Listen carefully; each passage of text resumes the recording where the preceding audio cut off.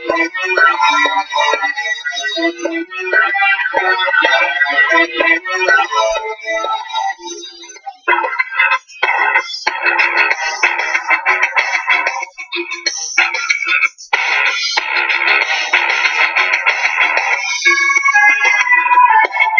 welcome to the Young Turks. I'm your host, Cenk Uygur. We got a ton of news for you guys. We have plenty of news, of course, continuing about gun control in America and Donald Trump's bizarre, ridiculous reactions to it, the NRA's over-the-top, outrageous speeches about it. That's a little bit later in the show. Also, some regulatory news from behind the scenes that almost no one else is covering, including a story that we broke earlier today at TYT Investigates about Donald Trump's team dismantling regulations that are meant to protect consumers and letting the robbers rob us blind. So that's a little bit later in the program as well.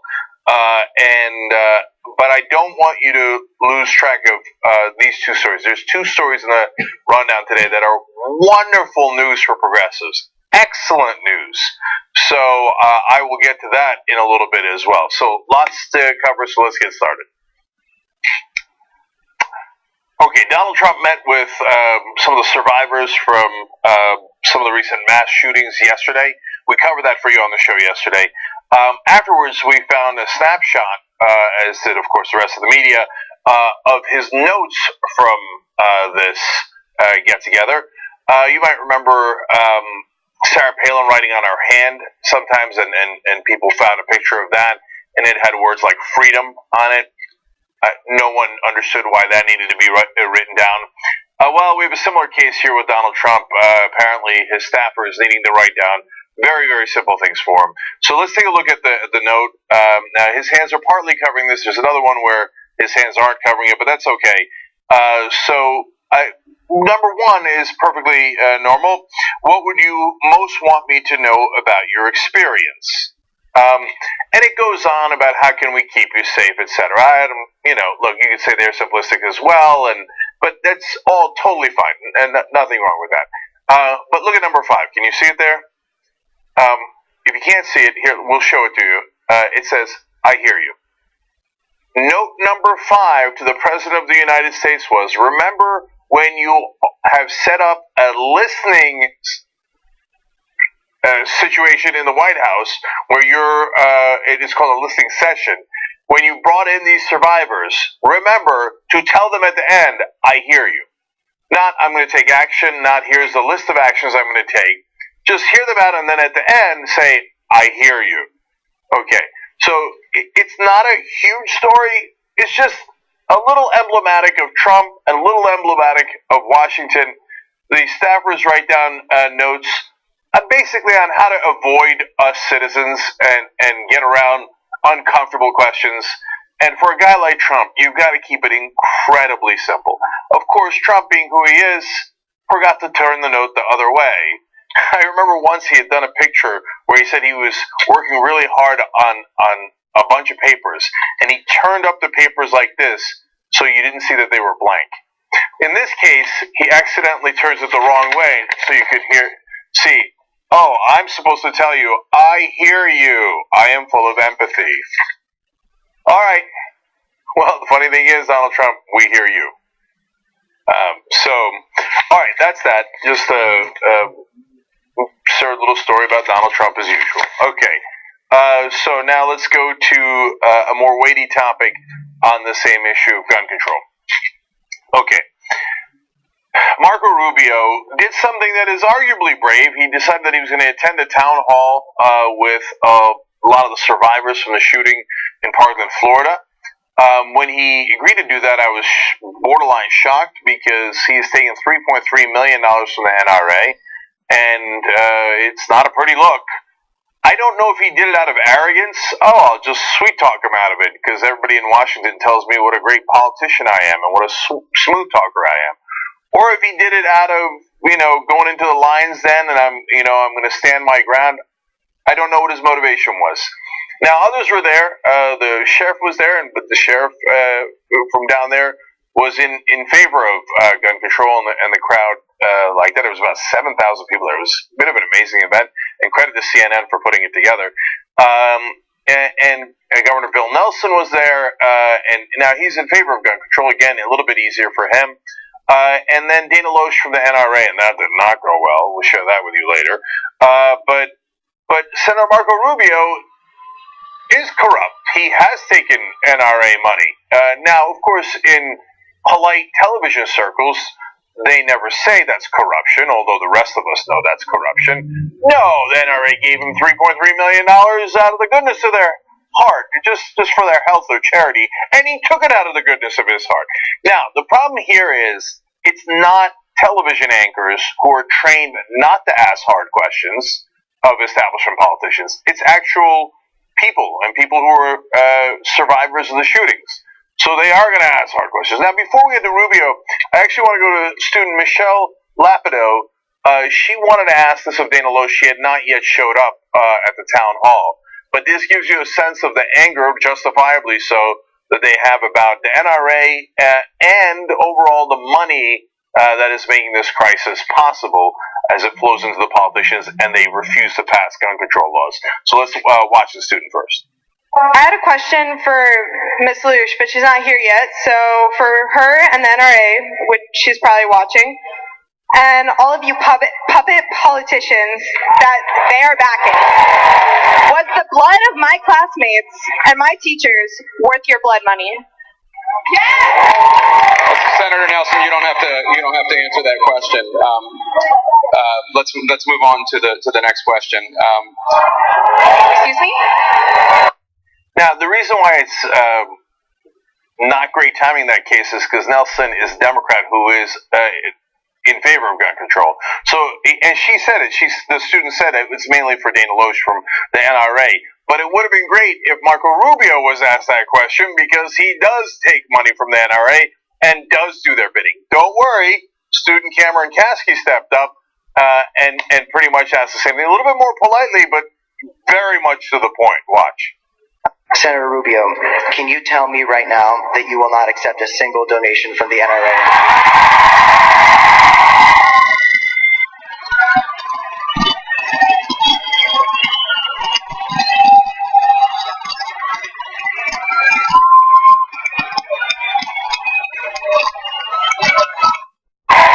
I wish I could have asked the NRA lady a question. I wish the NRA lady I could have talked to, because I would ask her how she can look in the mirror, considering the fact that she has children, but, maybe she avoids those. What was that? I'm sorry? I don't freaking know. It's okay. The question is about NRA money. Man, I love it when real people get in a room with a politician, because the anchors never ask about the money. The people on television never ask, hey, is it a coincidence that you took millions of dollars from a multinational corporation and then voted on their behalf? Is it a coincidence that you took millions of dollars from the NRA and you voted on their behalf? It's not a coincidence. The rest of us know it's not a coincidence. From the mouth of babes, it takes a student who suffered this tragedy to ask the most obvious question in the world. So let's see how Marco Rubio tries to wriggle out of it.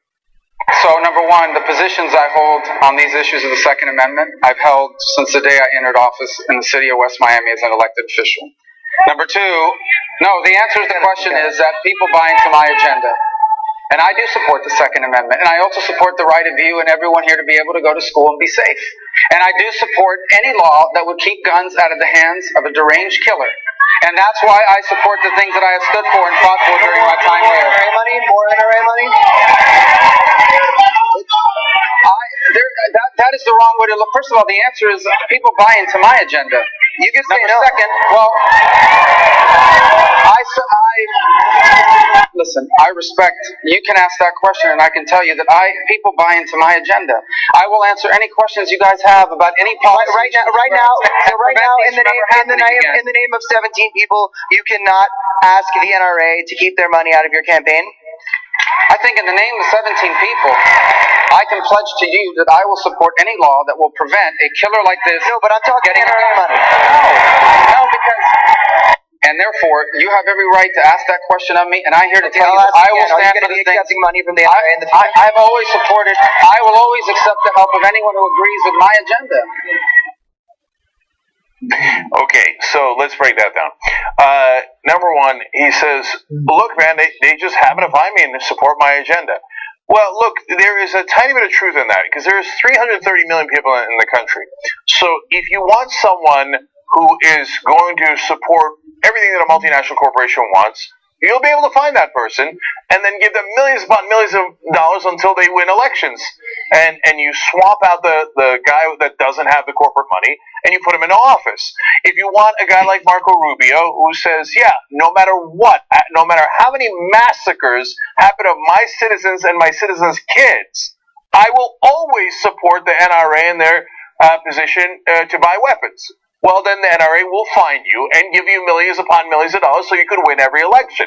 So now, is Marco Rubio aware that he took over $3 million from the NRA? Might that affect his vote? And both before and after? Of course he knows that it affects his vote. It is preposterous to say otherwise. So, now look, I asked Senator Joe Manchin from West Virginia on this show when he came on about one of his top donors. There are polluter of streams, and he specifically voted, Senator Manchin did, to deregulate polluting streams. And he said, well, I don't know my donors. Oh, is that right? I didn't know my donors. Oh, come on. So under the Marco Rubio political speak, Senator Manchin would say, I've always been for polluting streams, and it just so happened that a company that pollutes streams wound up being one of my top donors. Oh, come on! So, and by the way, if you really believe that, like you're a big Second Amendment guy and you think, man, we got to make sure that every kind of weapon is in the hands of every lunatic in the country, and yes, by the way, the NRA is in favor of selling guns to the mentally ill. They go around CPAC pretending they're not, but they've actually asked the Trump administration to allow for more mentally ill people to have guns, and the Trump administration did do their bidding. Marco Rubio is in favor of that. But if, let's say, he was a truly principled man, he actually could say yes to that young student there. He could say, hey, you know what? I'll stop taking the NRA money. I'll still vote with the NRA because I truly believe it, but I don't have to take their money to vote that way. In fact, a progressive candidate in California, Allison Hartson, running against Dianne Feinstein, says she takes no PAC money. She believes in the unions but won't take their money. She said, because if I vote with the unions, I don't want anyone thinking I'm doing it for the money. But Marco Rubio, under no circumstances, with 7,000 people booing and 17 people that are his citizens in Florida dead, goes, no way, I'm going to keep that money and I'm going to keep on taking that money. But one more thing. He said at one point, if someone has decided I'm going to commit this crime, they will find a way to get the gun to do it. That is not true. So they find a way to get the gun in America because we have no gun control.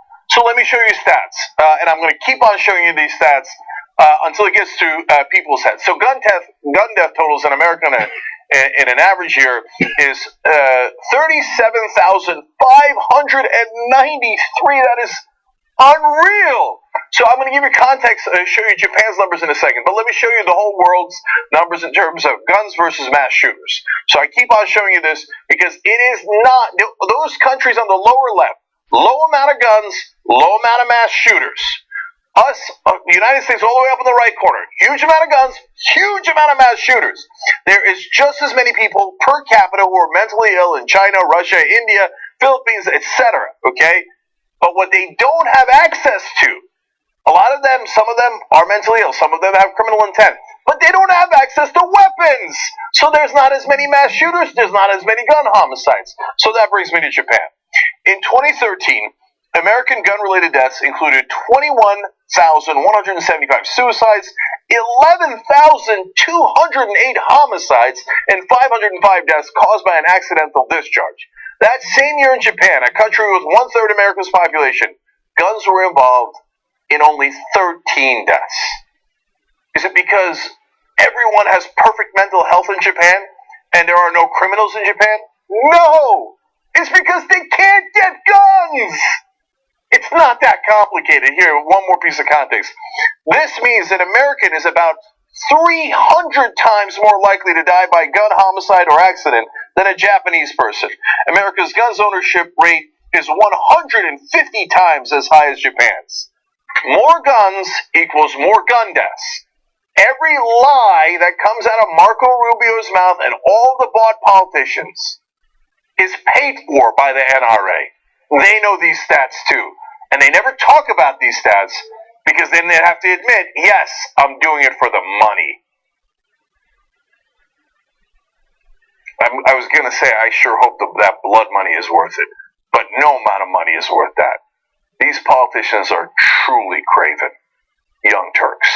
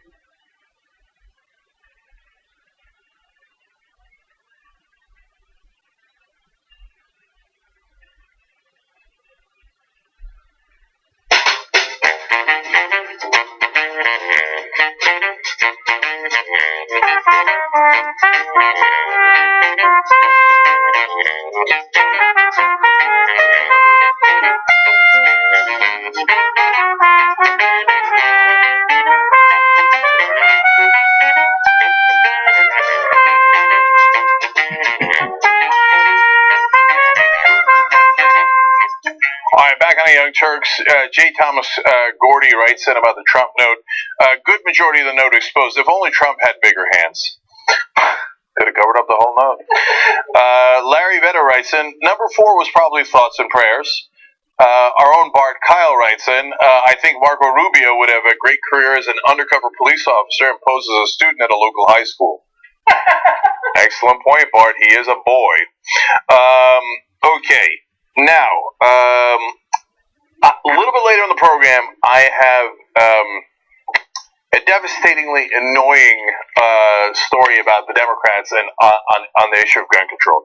As loathsome as the Republicans are, of course, the establishment Democrats have already begun to run for the hills. They are unbearable. They are unbearable. But in this segment, and I'm going to jump back and forth between guns and other stories. In this segment, I've got great news for you for progressives. So let's go over here and do that.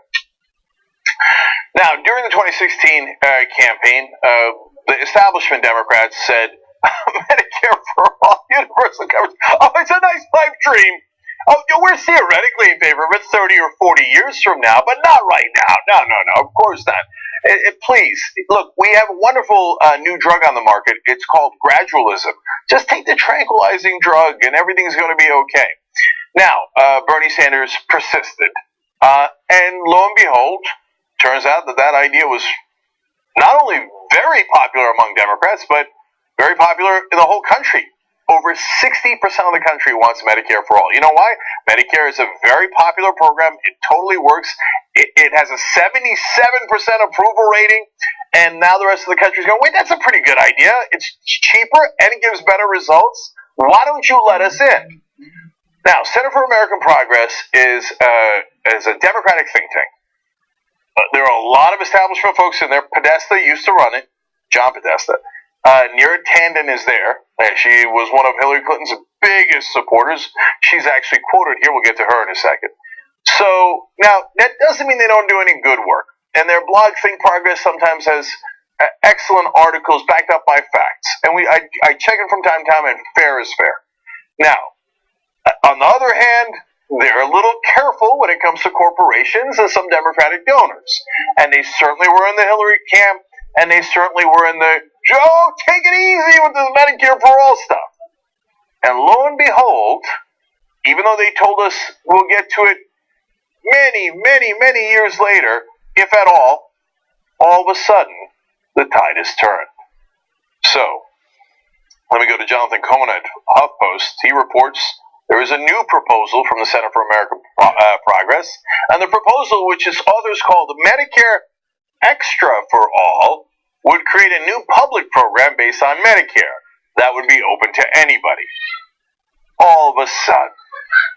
Now look, I'll take a win any way you can get it. And be cautious, it is not Medicare for all. It's Medicare Extra for All, whatever that means. And what that means when you dive into the details is, it's a little bit of Medicare. You can use the Medicare system. It's a little bit of public option. You could buy into it. And it certainly still maintains the private system, so those private health insurers are still in business. But it is progress, so let me give you more.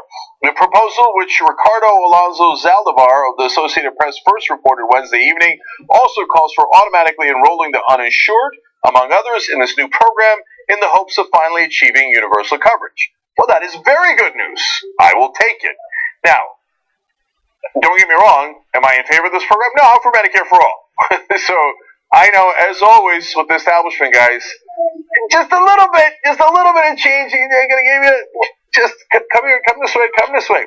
No. We fight for Medicare for all. You know what we're going to get if we fight for it? Medicare for all. That's what we're going to get.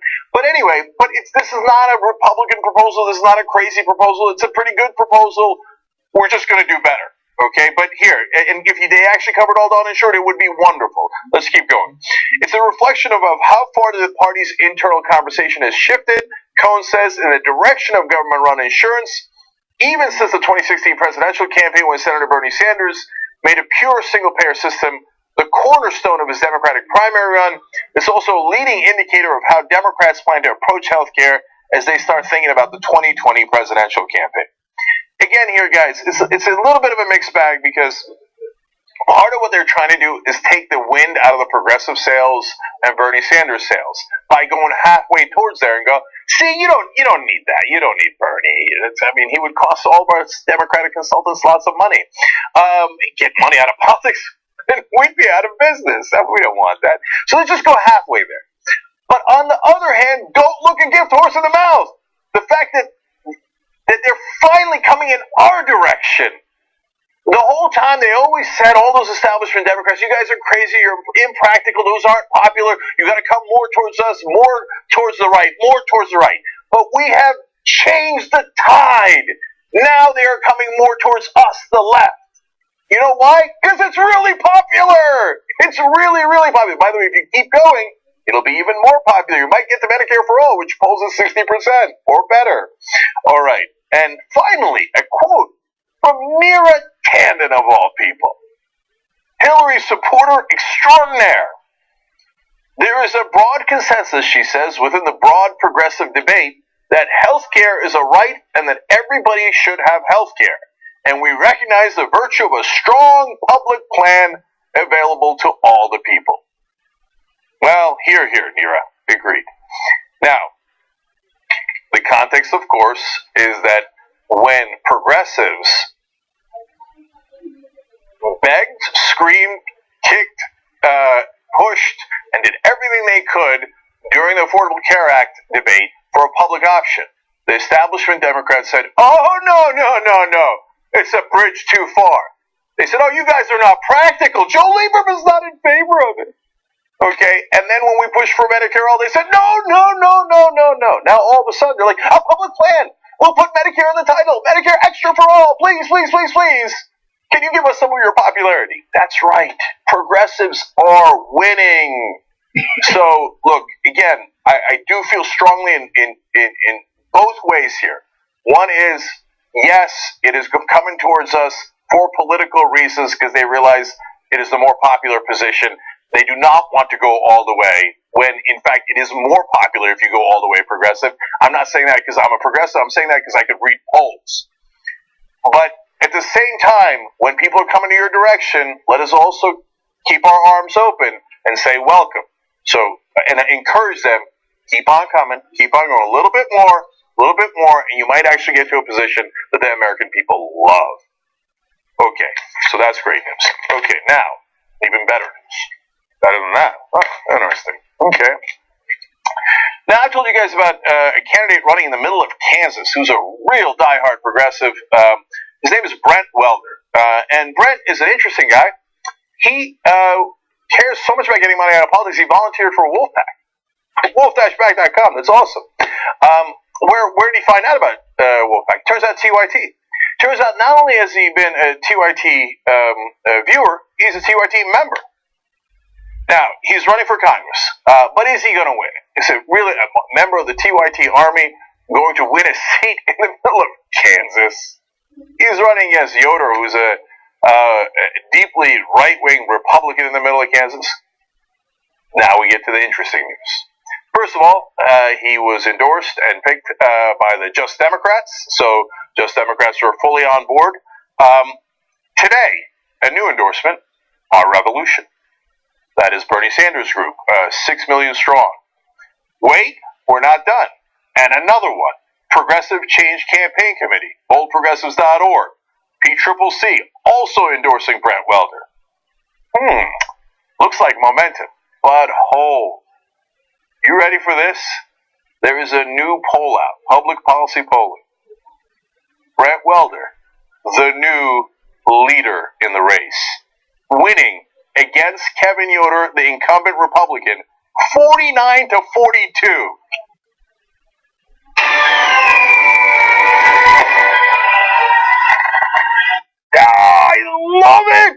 I love it!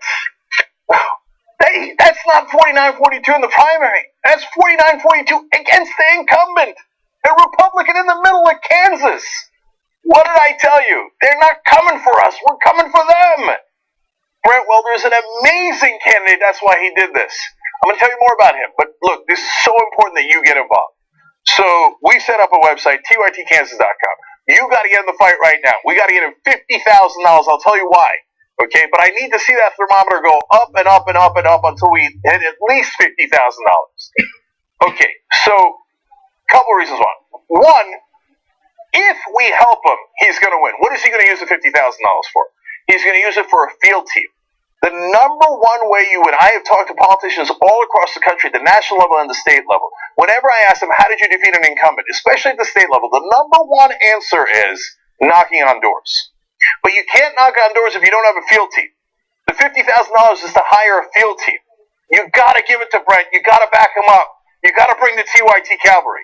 Let me tell you something else about Brent. Reason number two. When we were raising money for this studio, Brent gave money. It's time to pay him back.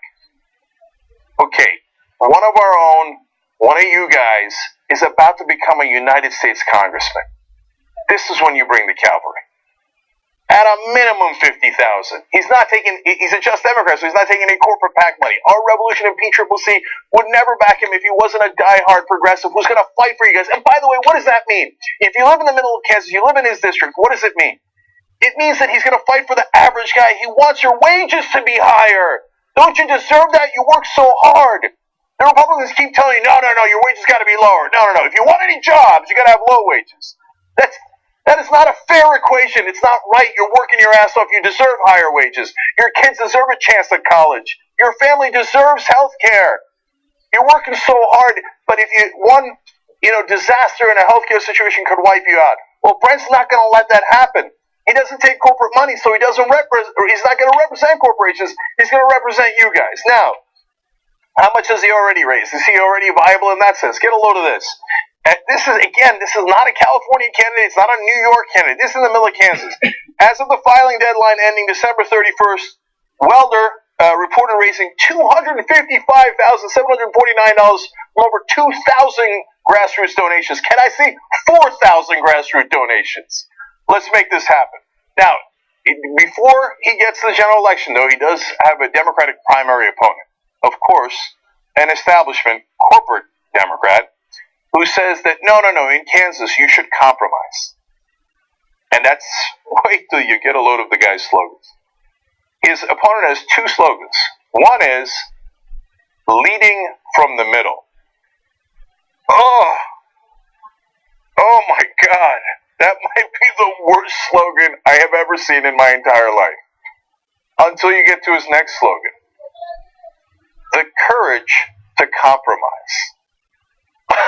Wait, you haven't even gotten into office and you're already compromising. The third slogan might as well be preemptive surrender to the Republicans. No, we're not interested in surrender anymore. We're interested in guys like Brent Welder, who's going to fight. Who's going to fight for you. Okay, by the way, is this seat winnable?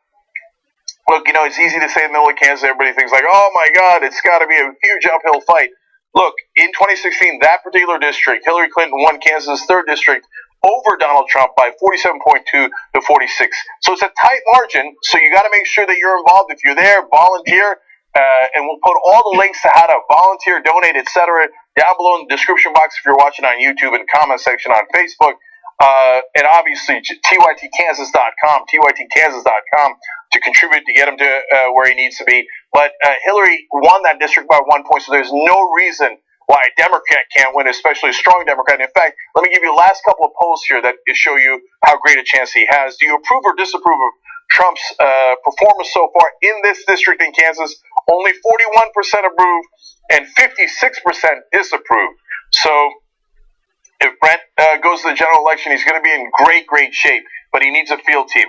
All right, and two issues for you guys to give you a sense of no matter where you are in the country, don't buy into the establishment hype that you got to go further right wing, you got to appease the Republicans to win votes. Not at all. Look at these poll numbers. Also from public policy polling. Save billions of dollars reversing tax cuts for the rich and eliminating tax loopholes for the large corporations, and use that money to make long-term investments in rebuilding our roads, bridges, and schools. So do you want to do that? Reverse the billionaire tax cuts and do infrastructure. 65% support, 21% opposed. They tell you, in Kansas, they love giving billionaires tax cuts. No, they don't. Why not give it to the middle class?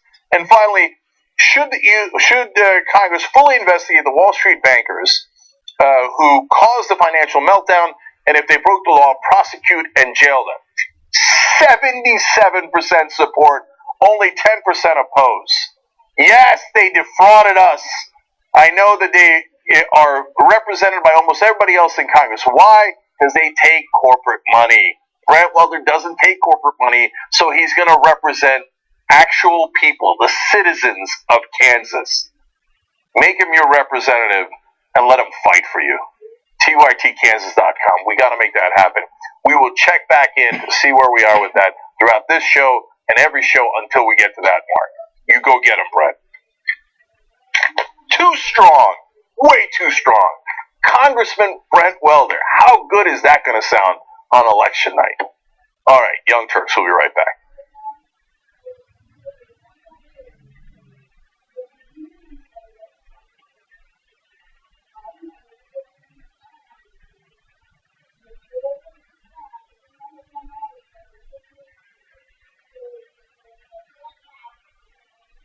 I have decided that I'm going to get ripped.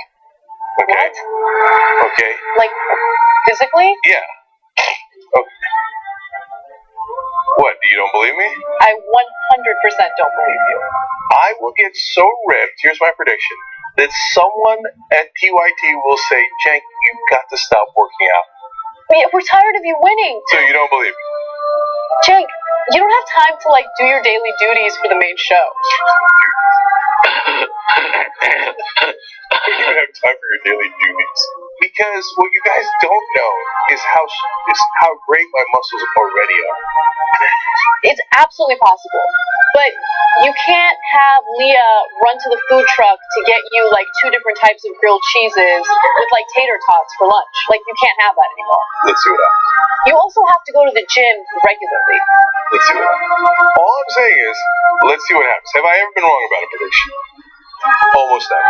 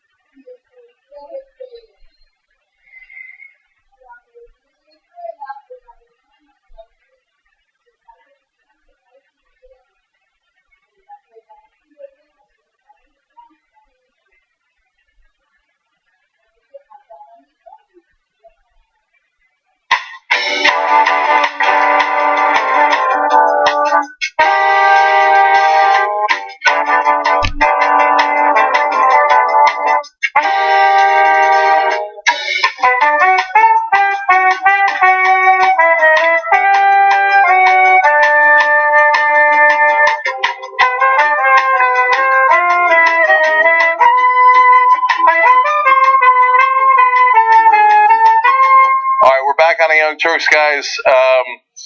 Tom Zawacki writes in, another example of the Democrats greasing the squeaking wheel on the Medicare for All issue. Trouble is they never fix the problem that causes the squeaking wheel to begin with. Nerd Frequency asks, rightfully so, doesn't this vindicate the progressives that didn't vote Hillary? No way this happens if Hillary won. Oh, I see what you're saying. In that case, it is a very open question, and it is a good question. On the other hand, Trump has taken away parts of the Affordable Care Act, and now with the story we told you about Idaho killing basically the clause that protects you from pre-existing conditions, well, yeah, you might be right that the Center for American Progress might not have gone as far if Hillary had won. On the other hand, we also wouldn't have gone backwards under Trump. So it's a complicated question. I'm just keeping it real on all sides, okay? So now I got to keep going, guys. Ton of news for you. Let's go over here. Okay. I know. I do. Don't worry. That's my job. That was Siri telling me she doesn't have an answer for that because I accidentally pressed the wrong button. Okay. Donald Trump has a brilliant idea for school shootings.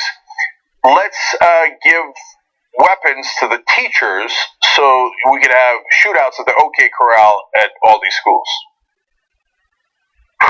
Look, it gets worse, but let me show you the beginning of this genius idea by Donald Trump. Watch. There would be teachers and coaches. If the coach had a firearm in his locker when he ran at this guy, that coach was very brave. Saved a lot of lives, I suspect. But if he had a firearm, he wouldn't have had to run. He would have shot, and that would have been the end of it. It's called concealed carry, where a teacher would have a concealed gun on them. They'd go for special training, and they would be there, and you would no longer have a gun-free zone. You'd have a lot of people that'd be armed, they'd be ready. They're professionals. They may be Marines that left the Marines, left the Army, left the Air Force. Well, if only there were armed guards protecting the school, then this whole thing would have been resolved. Except the news story just broke that there actually was an armed officer at the school, and he did not go in. He is now resigned. So, hey, that magical solution, apparently not that magical. But Donald Trump is going to continue with this absurdity. General John Kelly. So he's a 4-star Marine. He's a tough cookie. If he was a teacher, man, I wouldn't mind having him have a gun, because I guarantee he can use it better than anybody. There's no security guard you're going to hire that's going to handle a gun better than him. So if he's a teacher, and if other friends of his from the Marine, if they're teaching, or other people like that, I want them to have a gun. General Kelly is the history teacher. He's teaching about how we win wars, okay? And he's got a concealed weapon, but they're going to know he's got a concealed, because we tell them that the bullets are going to be flying in the other direction. You're not going to have these attacks if you do that. So, as I just told you, there actually was an armed guard there, and it happened anyway, because it turns out crazy people with guns don't care about that. Most of them, as John pointed out yesterday on the show, either get caught or get killed on the scene anyway. None of these kids have ever, or any of these shooters, have ever gotten away with it. So it's a preposterous point to begin with. Number two, you really want bullets going both ways? So, oh, great, shootouts at the school, wonderful idea. Number three, you know why General Kelly would be good at shooting back? Because he's a general. Because he was in the Marines. But most teachers are not generals and did not spend their entire lives in the military. In fact, a teacher who voted for Trump made a similar point that I'm going to show you in a little bit. But let me first go to more of Donald Trump's tweets on this insane idea. First, Bloomberg News initially reported that Trump floated the idea of giving teachers a little bit of a bonus for carrying guns with them during a meeting with school safety officials. So that happened earlier today.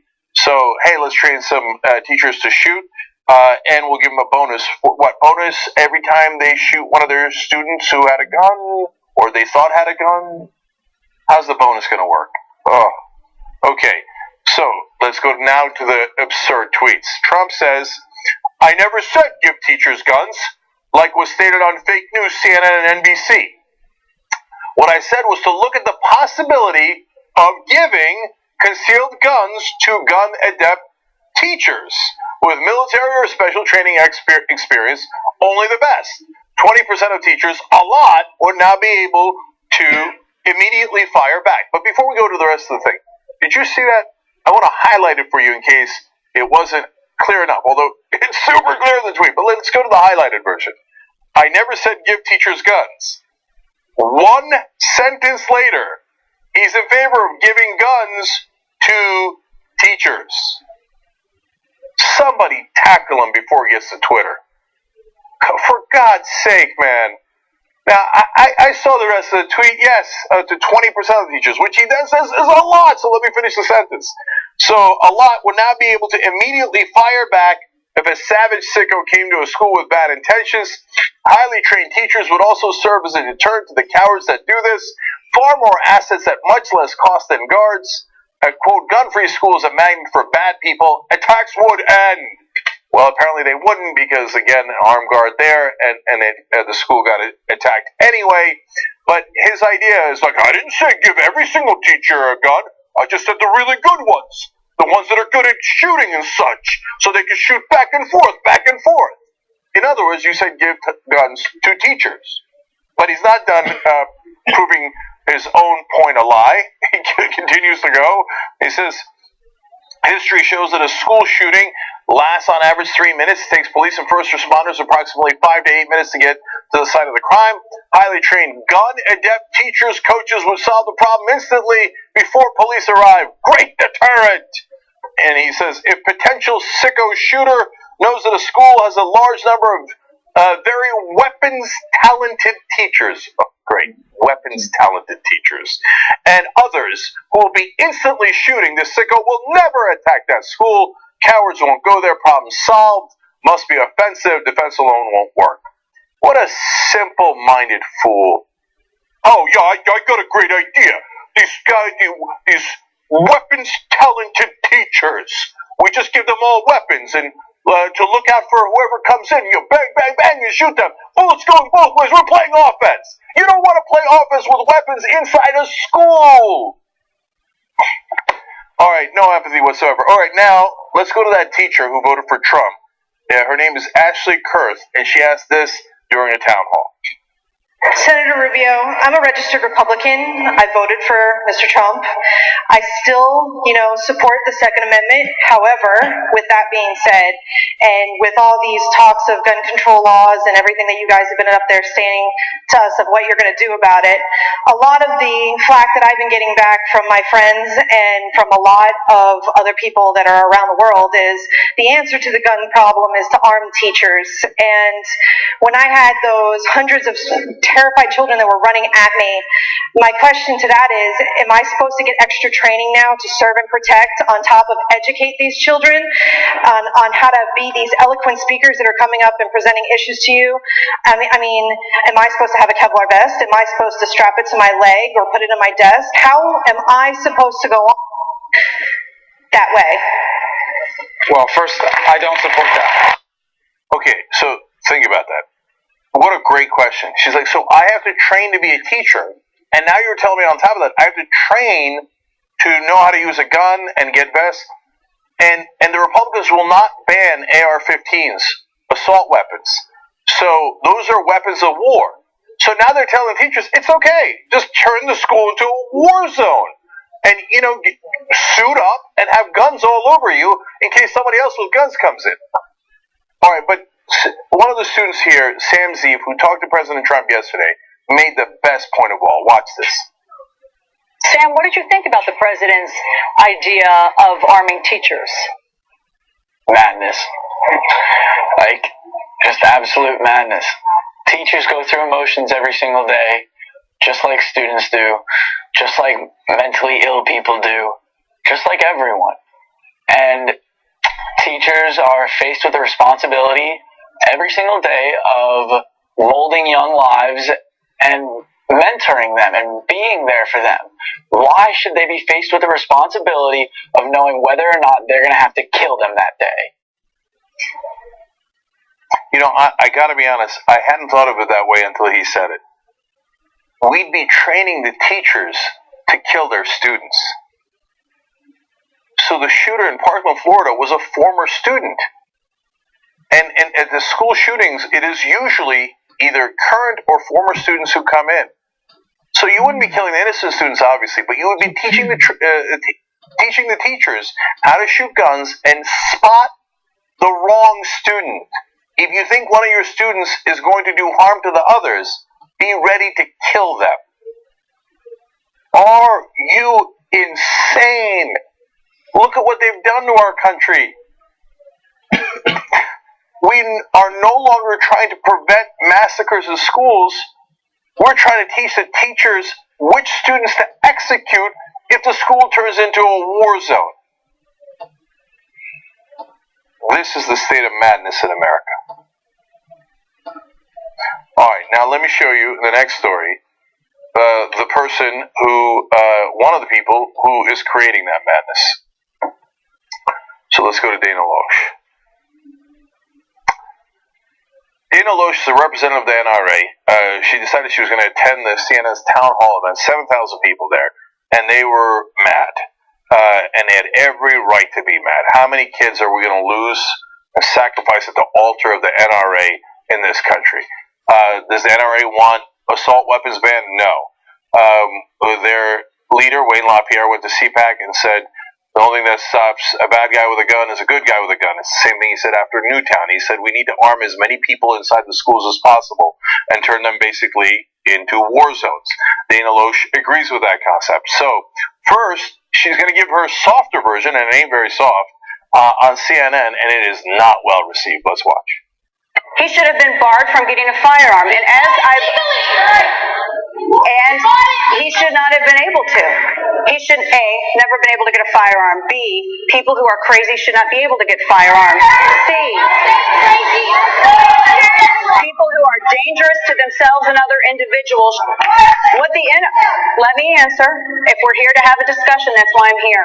I was a very politically active teenager, and I'm on this stage as a result of that.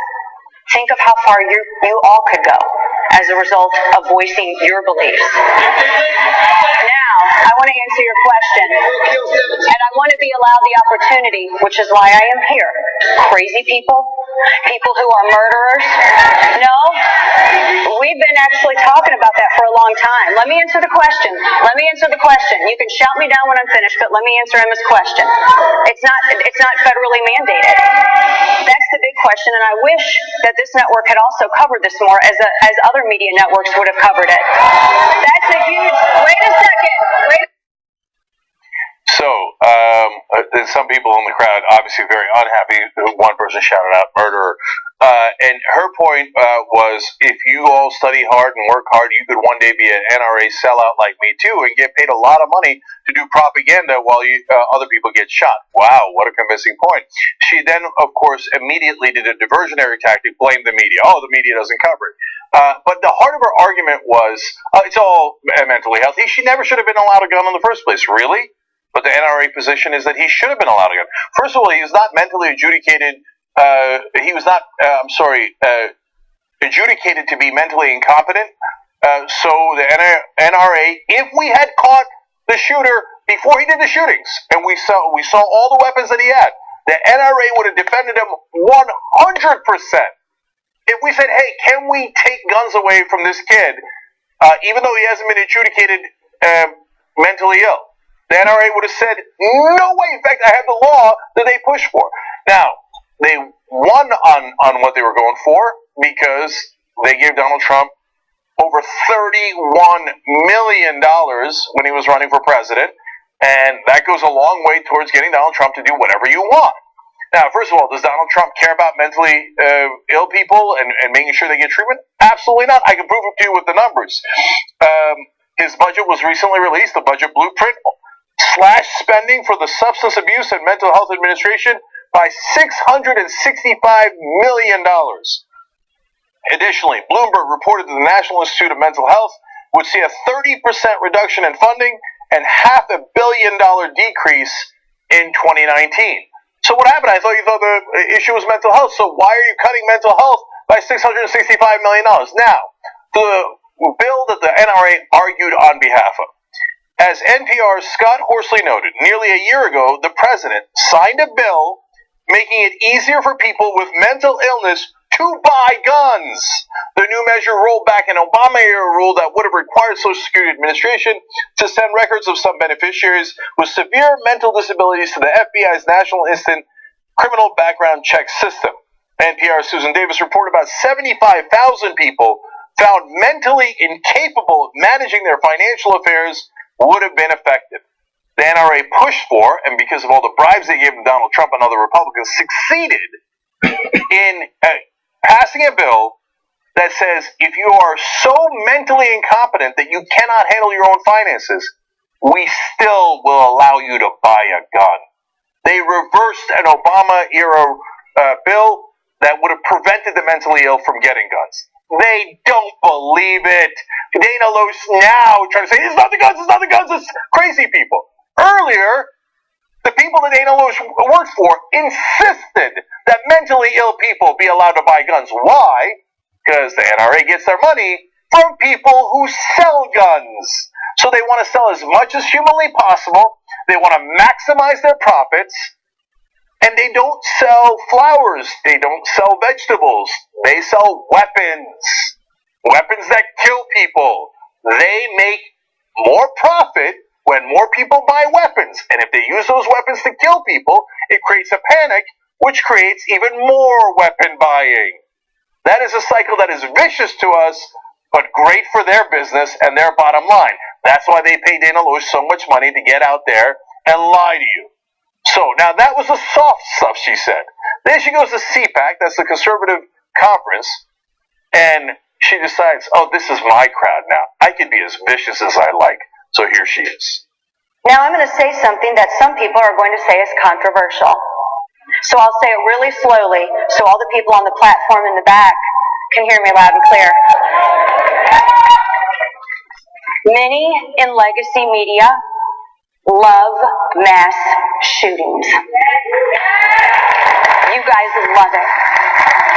Now, I'm not saying that you love the tragedy, but I am saying that you love the ratings.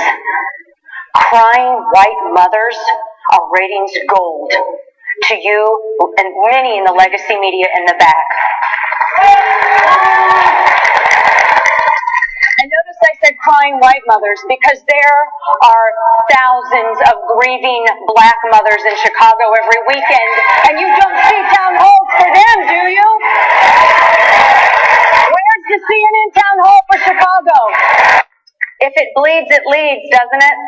And I don't mean to ignore you all here, but I'm really looking at a lot of the legacy media back there on the platform. And you can write whatever you want about me, and you can come find me in the hallways, and you can scream at me, and you can try to confront me. But I'm here. We're here. We're not going anywhere. I call BS. She then tries to appropriate Emma Gonzalez, one of the students' slogan about calling BS. Man, these people are really sick. So if you want to make a valid point about, hey, the media shouldn't publicize the name, the picture of the shooters, that's a point we make, and we try really hard not to say the names of the shooters after the initial story. We don't want to glorify the violence. And if you, on the other hand, want to say that the media shouldn't cover the shootings, why shouldn't they cover the shootings? Because that shows everybody that the thing that you sell, Dana, murders people, kills people. That's what it's designed for. Guns, I don't know if you know this, because you're pretty stupid. Guns are designed to kill things, including people. And they do a pretty good job at it. They just killed 17 people, 14 kids in that Parkland school, 58 in Vegas, 49 in Orlando, and the list goes on and on. 20 in Newtown. There's no end to it. There's no end to the massacres. But somehow, it's not the people with the guns doing the massacres. It's the people that are covering the massacres that are causing the problem. No, I'm pretty sure it's the people with the guns killing them. They didn't get killed by a TV. They didn't get killed by a radio. They didn't get killed by the internet. They got killed by a gun. But Dana profits off of guns. You know what that means? It means she loves mass shootings because it makes her richer. But what does she do as a classic conservative? Projection. She loves mass shootings, So she says, don't look at me, don't look at me. I get a huge paycheck from the NRA to do propaganda for them. The NRA gets huge paychecks from the gun manufacturers. They profit off of you buying guns and these guys buying guns and killing people. That scares the hell out of people. People buy more guns. Well, that's a huge win for Dana Loesch and the NRA because they love mass shootings. Dana Loesch and the NRA, the biggest terrorists in the country. 9/11 was about 3,000 people. Over 30,000 people die every single year from guns in this country. You know how many people died from guns in Japan in a recent year? 13. That's it. We're 3 times the size of Japan. So let's call it 39. We have, in a recent year, 37,000 gun-related deaths. 37,000 versus 39. Not 39,000, just 39. You know why? They're not more crazy people in America than Japan. They're not more violent or criminal people in America than Japan. There's more guns in America than Japan. And Dana Loesch loves it because she loves mass shootings. All right. Now, let me turn to the Democrats for a second. Okay. Yes. Now, an enormous majority of Americans want gun control. There are certainly debates about what degree of gun control, but a universal background check to, for example, get rid of the gun show loophole holds at over 90%. So, especially with the country in a rage now over another school shooting, another massacre on Valentine's Day, this appears to be a good time for the Democrats to say, all right, we're going to stand up for progressive values here, because it would be a wonderful thing to do for the American people. It is the right thing to do in policy, and it would be the right thing to do politically. So are the Democrats going to do that? Now, if you know the establishment Democrats, unfortunately, you know the rest of the story. The answer is, of course not. So here's a headline from a story in the paper today in the Hill. Dems want gun control, but worry it could cost them the midterms. Oh, they are repulsive. Why won't progressives just bow their heads and unify behind the coward corporate Democrats? Gee, I can't tell. I wonder why. Here, let's go to the heart of the story and tell you why they won't fight on this issue. They're unreal. They're unreal. As the issue continues to dominate the headlines, some Democrats back an understated approach. Of course they do. God forbid they should fight hard. Particularly with vulnerable Democrats like Senators Heidi Heitkamp and Joe Manchin up for re-election in red states. Get them out, get them out, get them out. I hope to God they lose in primaries. In general elections, look, Republicans are loathsome and I don't want them to win. But if it turns out a couple of really conservative Democrats are preventing the rest of the Democratic Party from fighting hard, then they are doing more harm than good. Well, I mean, because I don't want Joe Manchin, who's incredibly conservative, to lose his seat. On his behalf, we're going to power down the whole Democratic Party at the national level. Oh, for God's sake. By the way, look, if that was true, I don't know if I'd be angry or less angry. I think less angry. I'll tell you why. It's an excuse. They don't want to do anything. They get paid to lose. So they're like, well, look, over 90% of Americans agree with us. So how do we lose this one? Well, they figured out a way. Okay, so as Senate Democratic Aide says, quote, it's certainly more of a base issue than in years past. You know what that means? I'll decipher for you, because I speak politics. It means, all the senators are not progressive. They don't care at all. So, this is what the base cares about. Oh, they're so annoying. These progressive voters we have that actually want progressive policy positions. It's more of a base issue this year than it used to be. We used to be able to ignore this with no problem, but now the progressive base hounds us and makes us actually work for a living a little bit. I'm so sorry to have bothered you. Okay, here's another former Democratic leadership aide. He says, how do you keep from having a conversation about sensible changes to be turned into, they want to take your guns away? So So, in other words, he said, well, the Republicans, if we go to do any gun control, even one backed by 90% of Americans, will say, oh, they're just trying to take your guns away. He says, so obviously we have to give up. How would we fight back? You would use this thing called a mouse. It actually can emit words. You would actually fight back by saying other things. Wow, they never thought about that. They're like, but the Republicans will say this. Well, then you say that. You counter them, you moron. You coward. You go, oh, hey, the Republicans say that we're trying to take your guns away. But we're not. We're doing sensible gun control that 93% of Americans agree with. Wow, that was so hard. So hard. Yeah, you might as well just surrender instead. I can't tell why people loathe establishment Democrats. I can't tell it.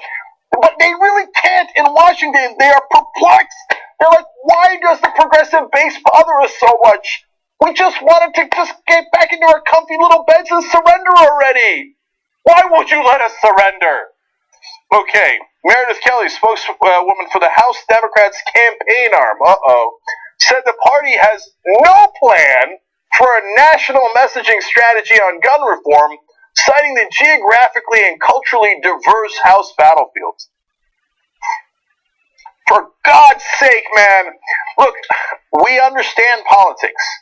So if you're running in New York, you might run on a more pro-gun control platform. If you're running in the middle of Montana, you might not. And those candidates might do different things. We're perfectly aware of that. But that doesn't mean that you have to do unilateral disarmament, almost literal in this case, at a national level. So what does that create? It creates Republicans who go on TV nonstop. Oh, they're taking your guns away, they're taking your guns away. Second Amendment, Second Amendment, Second Amendment. NRA is awesome. These are American rights. And what are the Democrats? What do you say? Nothing. No, Heidi Heitkamp might lose in North Dakota. Joe Manchin, my donors. Oops, did I say that out loud? Whatever. I don't know. I just want to go back to bed. So at the national level, they will have no messaging on guns. They are the worst of the worst. The Republicans are so deeply corrupt. They take all that NRA money and then they work at their behalf, no matter how many kids get shot in how many schools. But the Democrats, in their surrender to those loathsome people, are arguably maybe even lower than them. Now, of course, it's not every Democrat, and there are progressives who fight back. But unfortunately, the majority of the establishment Democrats will not fight. They will have no national messaging on this. By the way, if you want more polls, I'll give you more polls. One that just came out. A political morning consult poll conducted after the deadly shooting last week at a Florida high school finds 64% of respondents are in favor of tougher gun control laws. Now, that's not the specific universal background check that has over 90%. That is in general. In general, they say, oh, they're trying to take your guns away. You say, no, I want tougher gun control laws. You have 64% of the country on your side. If you can't win with 2/3 of the country behind you, please retire. Please let progressives run instead. Get out of the way. Get out of the way, you miserable losers. By the way, the poll also found that 45% of Republicans said they would support tougher gun laws. You've got almost half the Republicans on your side, and you still won't fight. One last one. Among Democrats, 84% support stricter gun laws, compared with just 13% who oppose them. But almost all of their politicians are in that 13%. So yes, some fight back. Chris Murphy, almost all the progressive senators, and however little there are of them, and members, some members of the Progressive Caucus, etc. But the majority of the Democrats are the establishment Democrats. And you go, 84% of my voters want it? Even half the Republican voters want it. I don't care. Joe Manchin says no. By the way, Paula Jean Swearengin is running against Joe Manchin in West Virginia. Go out there in the primaries. Go in the primaries in every race. Primaries are more important than general elections. Get rid of these bums. If you don't vote in primaries, you don't care about this country. If you care about being a progressive and you care about rescuing this country, you must vote in primaries to vote these bums out and put real progressives that are uncorrupted to represent you. JusticeDemocrats.com, that is one group. There are other groups, but the Just Democrats don't take corporate PACs. Paula Jean Swearengin and Gas Manchin. Get rid of the bum! Get rid of the bum! If he's holding back all progress. Primary the living hell out of all of them. and let them cry. Oh, I don't know why they don't like me. I keep surrendering to Republicans, but I can't figure out why they don't like me. We don't like you because you're corrupt and you're craven. Get the hell out already, young Turks.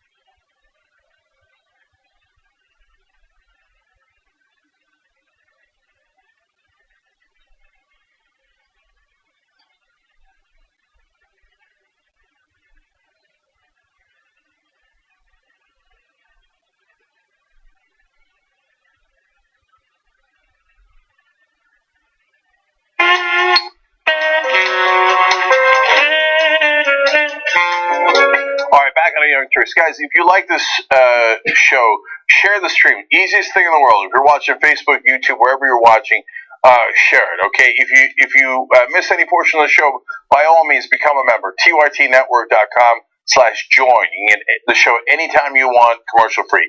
Let me give you some tweets that just came in. Mr. Fribble says, I'm more concerned about armed teachers going off and shooting up the schools themselves. If we arm the teachers, tick-tock until that happens. Of course that's going to happen. God, it's so unbelievably stupid. On the idea that If there are armed guards around you, nobody will try to shoot. Downwing Radical says Reagan had armed Secret Service around him when he got shot. Excellent point. Kelly says calling BS just literally made me audibly gasp. What scum she is. All right, there's so many more guys, but I gotta go. Hold on, before I do the last couple stories for you, I'm doing more segments today by myself. I think you guys can tell that John is gonna come in a little bit and give you some other stories as well. Let me check in on tytkansas.com. Okay, that's for Brent Welder. So 110 of you guys have already donated. I love you. Keep it going. Let's get to $50,000 so Brent Welder can have a field team in Kansas and finish Yoder. Finish him. Finish the corporate Democrat in the primary, then finish Republican in Kansas. End their careers and get a real, true, uncorrupted progressive in office in Kansas. All right, let's go over here. Wayne LaPierre came out of hiding, came out of his bunker. They had not said anything to the NRA for about 6 days after the shooting, because they like to lay low after those shootings. Then they come out and say loathsome things. So how's he going to do? He's going to do it at CPAC. Now, they didn't announce that he was going to speak there because they were worried about protests. So what happened? I thought you guys were tough guys. So then he comes out and then, and of course, wild cheering by the loathsome people attending CPAC. Republican politicians are bad enough. Some of the Republican voters, about half, are the deplorables. And that is exactly the worst of the worst. Go to these conferences and where they fight for all the horrible things like, hey, no gun control America, massacres in schools, what's the big deal? Okay, so Wayne LaPierre is certainly going to give them their money's worth at CPAC. Let's start watching. He's the head of that already. It's a bizarre fact that in this country, our jewelry stores all over this country are more important than our children. Our banks, our airports, our NBA games, our NFL games, our office buildings, our movie stars, our politicians, they're all more protected than our children at school. Does that make any sense to anybody? Do we really love our money and our celebrities more than we love our children? In every community in America, school districts, PTAs, teachers unions, local law enforcement, moms and dads, they all must come together to implement the very best strategy to harden their schools, including effective, trained, armed security that will absolutely protect every innocent child in this country. I was giving directions to Edwin while we came back. Anyway, so Wayne LaPierre wants you to deflect your attention. He talks about movie stars and NBA games for some reason and celebrities. So why does he do that? He wants you to think, oh, yeah, they protect those guys, but they don't protect your kids. Well, that's not why they do it. They don't have security at a basketball game because they care more about LeBron James than they care about your kids. They do it because there's a lot of people at those venues. And so a mass shooter can do even more damage. Lots of people on a plane. That's why we do security. It's not because we care more about the lives of pilots and flight attendants than we do about kids. It's because those are security perimeters that have been breached before and cause mass deaths. Now, under Wayne LaPierre's ideology, well, let's have it everywhere. Let's have it at the movie theater. Let's have it at armed guards everywhere. Armed guards would mean more people have to buy weapons from the gun manufacturers that the NRA represents. What a wonderful coincidence, huh? But I'm sure he didn't think of it that way. He's just trying to look out for you guys. All right, let's go to video 11 here. He's got more. In my 3 decades of leading the NRA, I've had the pleasure of working with a number of Democrats who believed America to be the greatest country in the world. But during the last decade, the Obama decade, many of those leaders have been forced out as a tidal wave of new European-style socialists seize control of the Democratic Party. And socialism is a movement that loves the smear.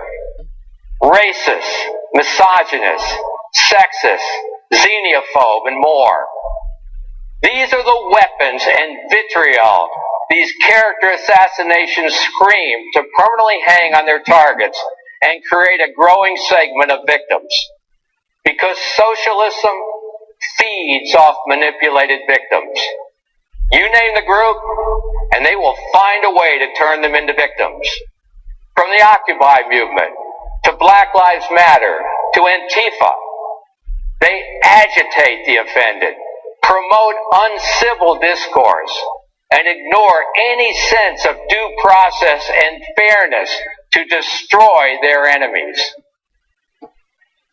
The elimination of due process is the very gold standard of the socialist state. Now, hold, because he's about to attack due process in the next clip. But let's break down what he said there. First of all, armed guards. We need more armed guards at the school.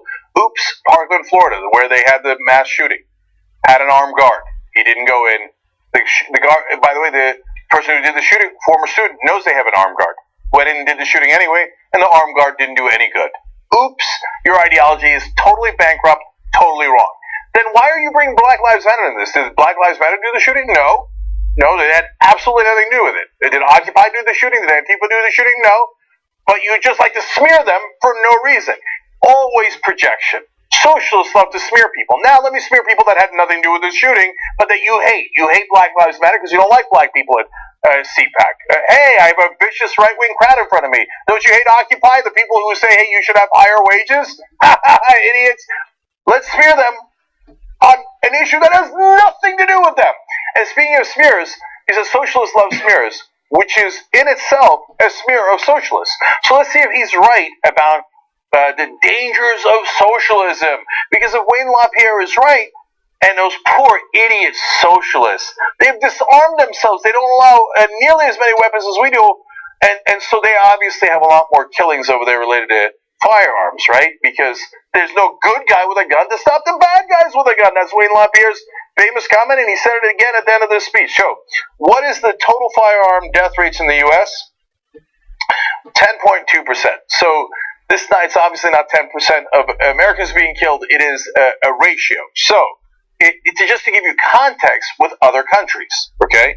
So, now, at that same ratio, let's look at the more socialist Northern European countries and some other developed countries with less guns. So, we're at 10.2. United Kingdom, which has very, very little guns, is at 0.2. Wait, I thought they would have more. Why don't they have more?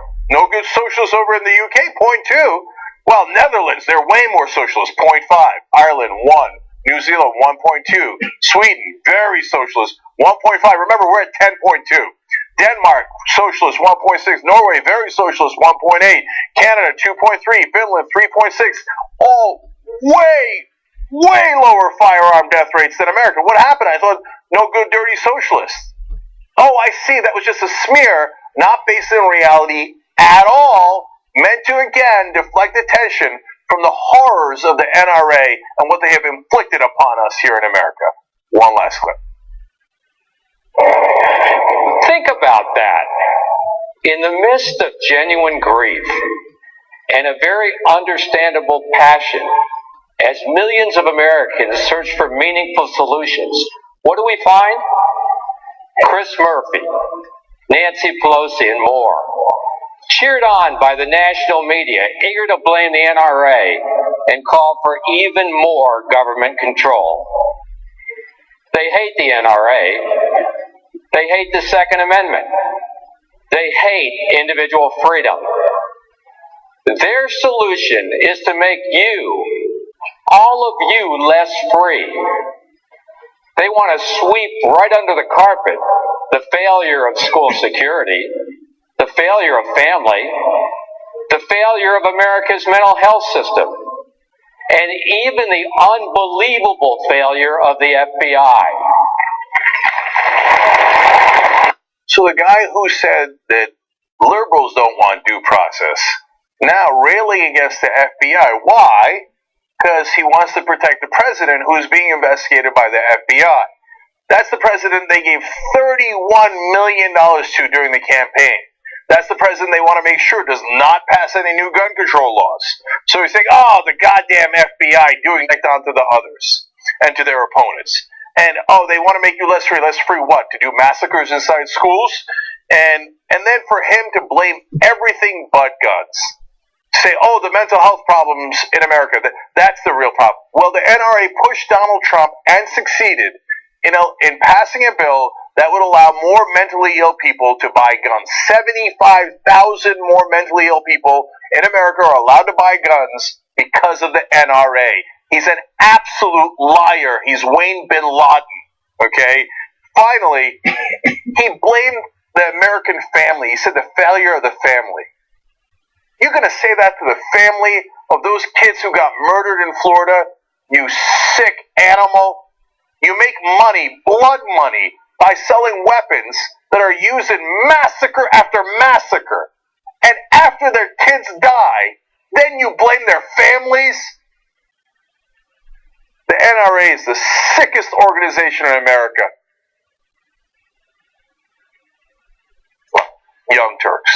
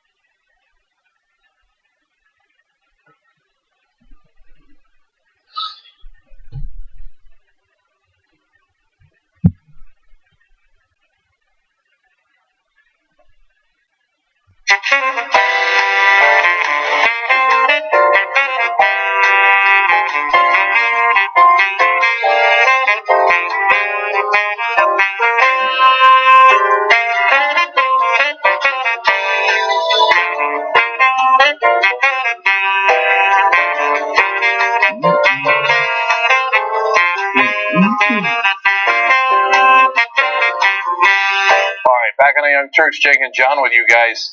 ROBP writes in on YouTube Super Chat, school resource officer assigned to protect students didn't go into the school, and Trump thinks teachers are going to face an AR-15. Yes, that story broke earlier today. I told you about it, and yes. Now, that guy didn't do his job, but even if he had, would he have gotten to the right place at the right time? And I mean, would he have had a chance against the kid? I honestly don't know. And the kid had an AR-15. The guard didn't have an AR-15. I mean, but again, it is his job. That's what he had been there for years. But that's a tough position. He resigned today. Stephen Scale says, people like Wayne LaPierre turn dumb people into incredibly dangerous and dumb people. Yeah. Derek Martin says, that was really unimpressive. LaPierre just connected gun violence to socialism. Say what? And Sexy Speed Racer says, Wayne LaPierre is a terrorist. Case closed. Members of the day are Albert Savoy and Caitlin Sparks. We've got an extra Rebel Headquarters segment for you guys today. So postgame will start a little bit later, but we will have a postgame. We've got Aggressive Progressive for you guys. We did a wonderful old school with Adam Green, backed by popular demand, head of the PCCC, was on old school last night. All you members, check that out. TYTnetwork.com/join to become a member. And don't forget, next Tuesday's the first election night. The elections will begin. They will commence. You could actually already vote in Arizona. You could already vote in Texas. And by the way, go to tytnetwork.com/register to go and vote. Figure out how to register and how to vote right now in your own state. But Tuesday night, after the regular show and after Rebel Headquarters, we will cover Arizona's 8th Congressional District special election. There is a Justice Democrat, Brianna Westbrook, in that race. Make sure you go out and vote. And let me see where we are with Brent Welder. TYTKansas.com. TYT member Brent Welder running already 2,582. Let's get to 50,000 so we can get a field team. 126 people have donated. Can I see 150 people donating by the end of the show? Okay? It's a little ambitious. Let's see what we can do. All right, John, what's next? Okay, we got a bunch of stuff.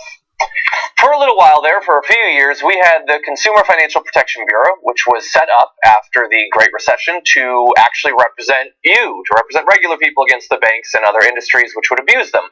And we still technically have it, but unfortunately we also have Trump and we have Interim Director Mick Mulvaney, who is twisting that organization to instead basically work for those banks and to aid them in coming at you while having the veneer of some sort of consumer protection. And so overall, and we've reported on this a number of times over the past year, Mick Mulvaney has worked to make the watchdog agency less aggressive in actually going after banks and various forms of legal abuse. Under his leadership, the CFPB delayed a new payday lending regulation from going into effect and dropped an investigation into one payday lender that contributed to Mulvaney's campaign. Now, we also have something that we want to focus on today, though. Mulvaney also dropped a lawsuit against an alleged online loan shark called Golden Valley Lending. The suit says the lender illegally charges people up to 950% interest rates. It took CFPB staffers years to build the case against them. I don't yet know why it took years if they're charging that much, but apparently it did, and they were doing that work for years because this company has illegally defrauded thousands of people out of tons of money. And that's what this organization is there to do. It's to find out where these abuses are, to build a case against them, to take them to court and get money back.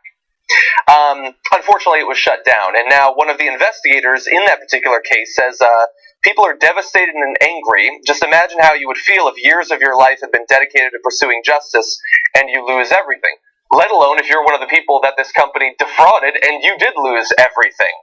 And by the way, just in case you were wondering, can you actually charge 950% interest? No, you can't actually charge 950% interest. Thus the case. Now, before you go on, John, let's just be really clear about that. It violates state and federal law. It's called loan sharking. And it's what the mob does. But I'd be surprised if the mob charged 950%. Yeah. Because that is so undoable, unpayable. It makes you an indentured servant for the rest of your life. Almost no matter how little you borrow, the interest rate will ramp up so quickly that you'll be paying it back the rest of your life. That's why the government doesn't allow it. It allows for gigantic interest rates. So 35% is fairly normal at the state level, and that is an enormous unpayable. I'll give you context. Donald Trump went bankrupt one of the 6 times, because he went bankrupt 6 different times, because he took out too much, he took out loans that had too high an interest rate for the Taj Mahal, one of the casinos he had in Atlantic City. You know what the interest rate was? 14%. A casino that basically prints money, the house always wins, could not pay back a 14% interest rate. These guys charge the average guy a 950% interest rate. Yeah. And that is why it is terribly illegal. It could be illegal, but if the government, now run by the crooks, by the robbers, chooses not to enforce the law because they don't believe in the rule of law, they represent the robbers, well then, they just got away with it. They robbed all those Americans, and there's nothing you could do about it because Trump's in office, and he put the criminals in charge. Exactly. And, I mean, we've gone through basically every department at this point, where the department has a mission statement, it has a philosophy, something it's supposed to accomplish, and so they go out there and they find literally the person best placed to totally invert, to pervert the point of these departments, and instead deploy them to aid corporations and the wealthy and well-connected. So that same investigator, by the way, said that he did believe that had they been able to pursue the lawsuit, it would have been able to get money back for thousands of people that Golden Valley had defrauded. But although we've given you some of the general details, I do want to focus on one particular case because it's pretty egregious. There's a woman, Julie Bonenfant, who said, "I was literally facing eviction because I was so behind on my rent, and I had no idea where I was going to come up with the money, and it was just really rough. It was just misleading. The way it was presented was, this loan with that company, I was going to make 4 large payments and then be done." So she sent NPR a screenshot from the website of what the deal was supposed to be, and it says on her $900 loan, her scheduled payments in less than 12 months would be $3,735, or more than 4 times what she actually borrowed there. So it looks like she didn't actually get the worst interest rate they hand out. She got like twice as good of a deal, actually.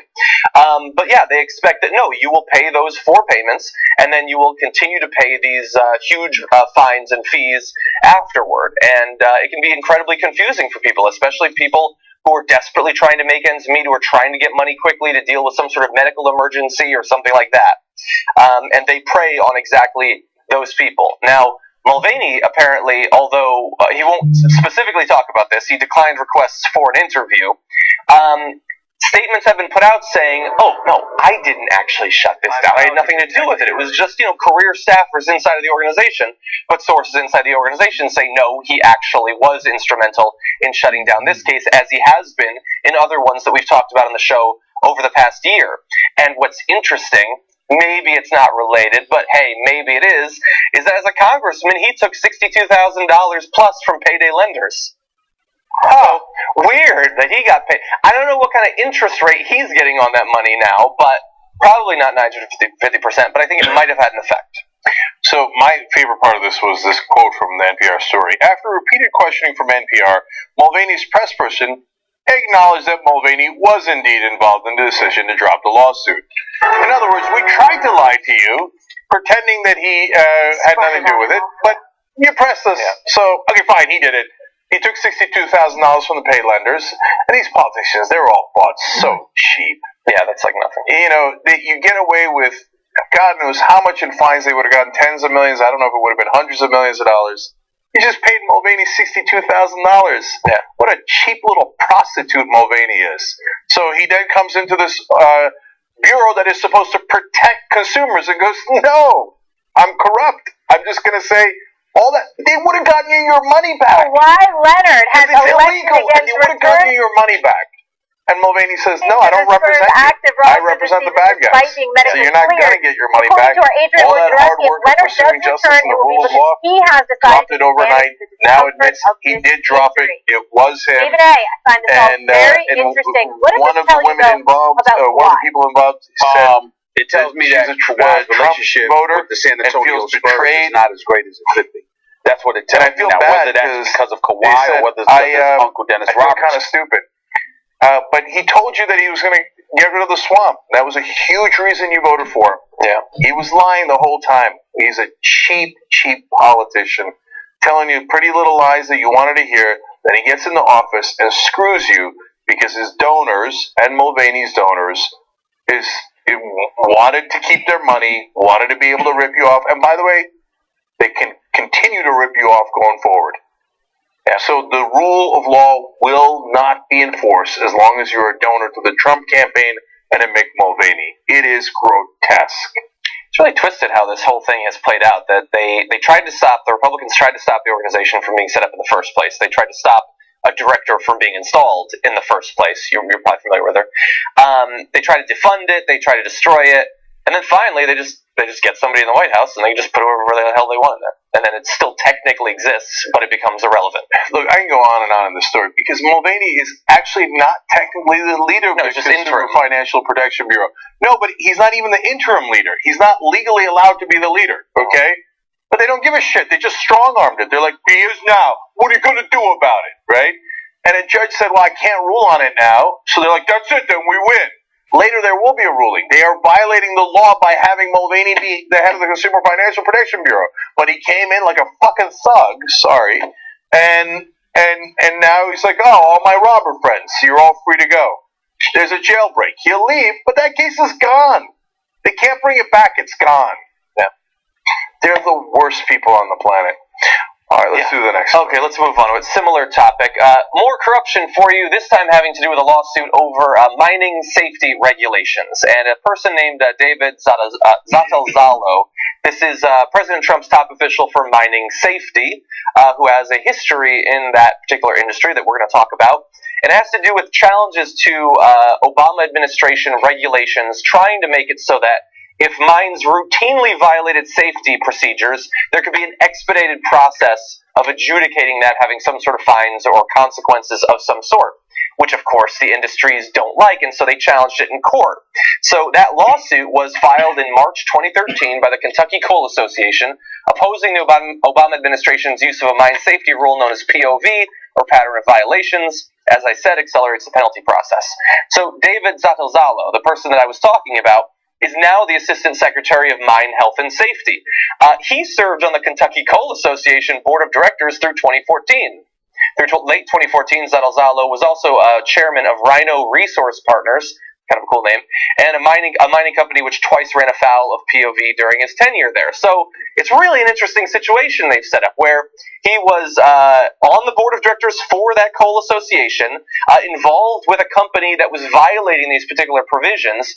A couple of years go by, he gets to be in charge, effectively, of mine safety, and right now is considering whether he is going to be the person to rule on a lawsuit that, at least to some extent, he was the one who pushed for in the first place. So this is why I love TYT Investigates, and thank you to all the viewers who helped fund it. Because while everybody's looking somewhere else, and super important issues like guns, etc., Donald Trump's administration is eviscerating the rule of law, doing wild conflicts of interest, and corruption to no end. So our job is to dig in and find where they are. So in this case, great report by Steve Horn pointing out, look, this guy was part of that organization, the Kentucky Coal Association, that sued the group that he now helps to run inside the government. Now, that's not new in terms of Scott Pruitt, same thing, head of the EPA, sued the EPA over a dozen times. And Trump's like, oh, you want to destroy the EPA? Wonderful, that's exactly what I'm looking for. You're now the head of the EPA. So this guy now becomes a top official in mining safety because he was trying to destroy mining safety. So, okay, that part we understand, although almost no one else is talking about it. And so we find the lawsuit. And then, of course, as John pointed out, there's two different organizations that he was on the board of that now are in front of the government agency that he is running. And in the beginning, they said, oh, conflicts of interest. No, absolutely not. Number one, he'll get his money out of any mining within 90 days. Did he?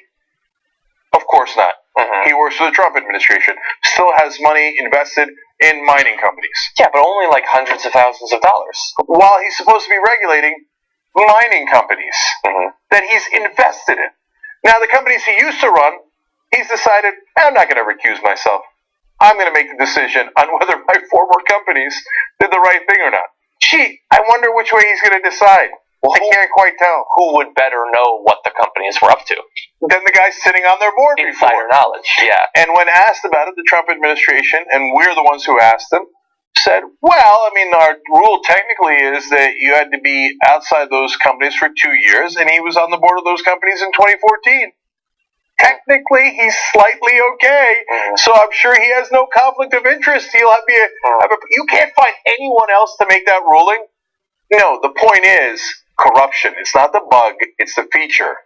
So, yeah, check out the article. It'll be in the links down below and on YouTube, the description box, and on the comment section on Facebook. So our job is to comment on these stories. TYT Investigate's job is to find the stories and cover them objectively. Read the story for yourself. It is a terrible case of conflict of interest, again, within the Trump White House. Yeah, they did a great job. They continue to. This is incredibly important. The thing is, this is the story they found this week, one of several stories this week.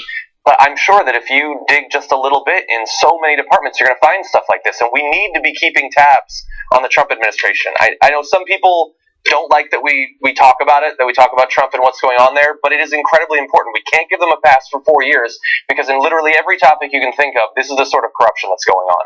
All right, we'll be right back.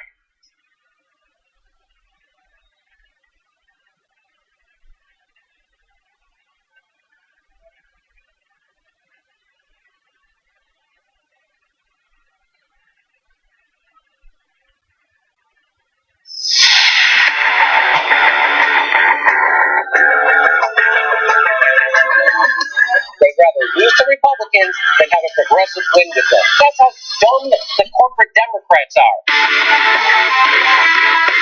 The Democrats who lull you to sleep, and at the end of the day, they're the ones who push the right-wing agenda. You're saying that Democrats become more progressive, they'll retain more of their voters and they'll win. This is why you lost to Trump, you fucking moron. What the fuck is wrong with you? Whoever wrote that, I'm sure they were typing with one hand and going like this. The Democrats are dead. The way you feel right now, that's how a chump feels.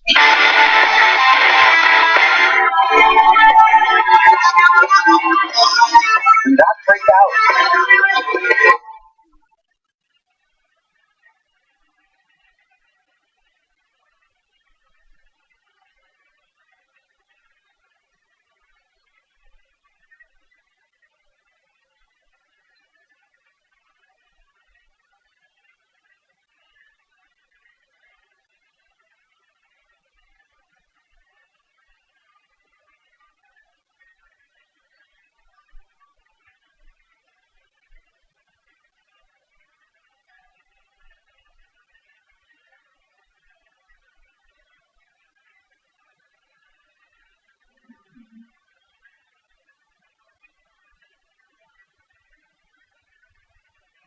John, I don't think these guys know what they're doing at Aspiration.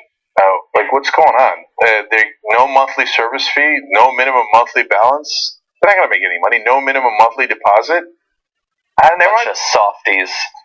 Look, they got and they give 10% of their revenue to charity. I don't know what the hell's going on with these Aspiration.com guys. But it looks like they're way too generous to their clients. Aren't banks supposed to rip off their customers? Why are they helping them? Wring people dry. And they're giving up to a 1% interest rate? Nobody does that. I don't know about these guys. I don't know if they're going to stay in business. I mean, and then you got free access to every ATM in the world. Nobody's this good to their customers. Doesn't make any sense. I'm actually shocked by that. I don't know. All right. Well, we just had a frank conversation. That's all that happened. Aspiration.com. I had no idea any of that was going to happen.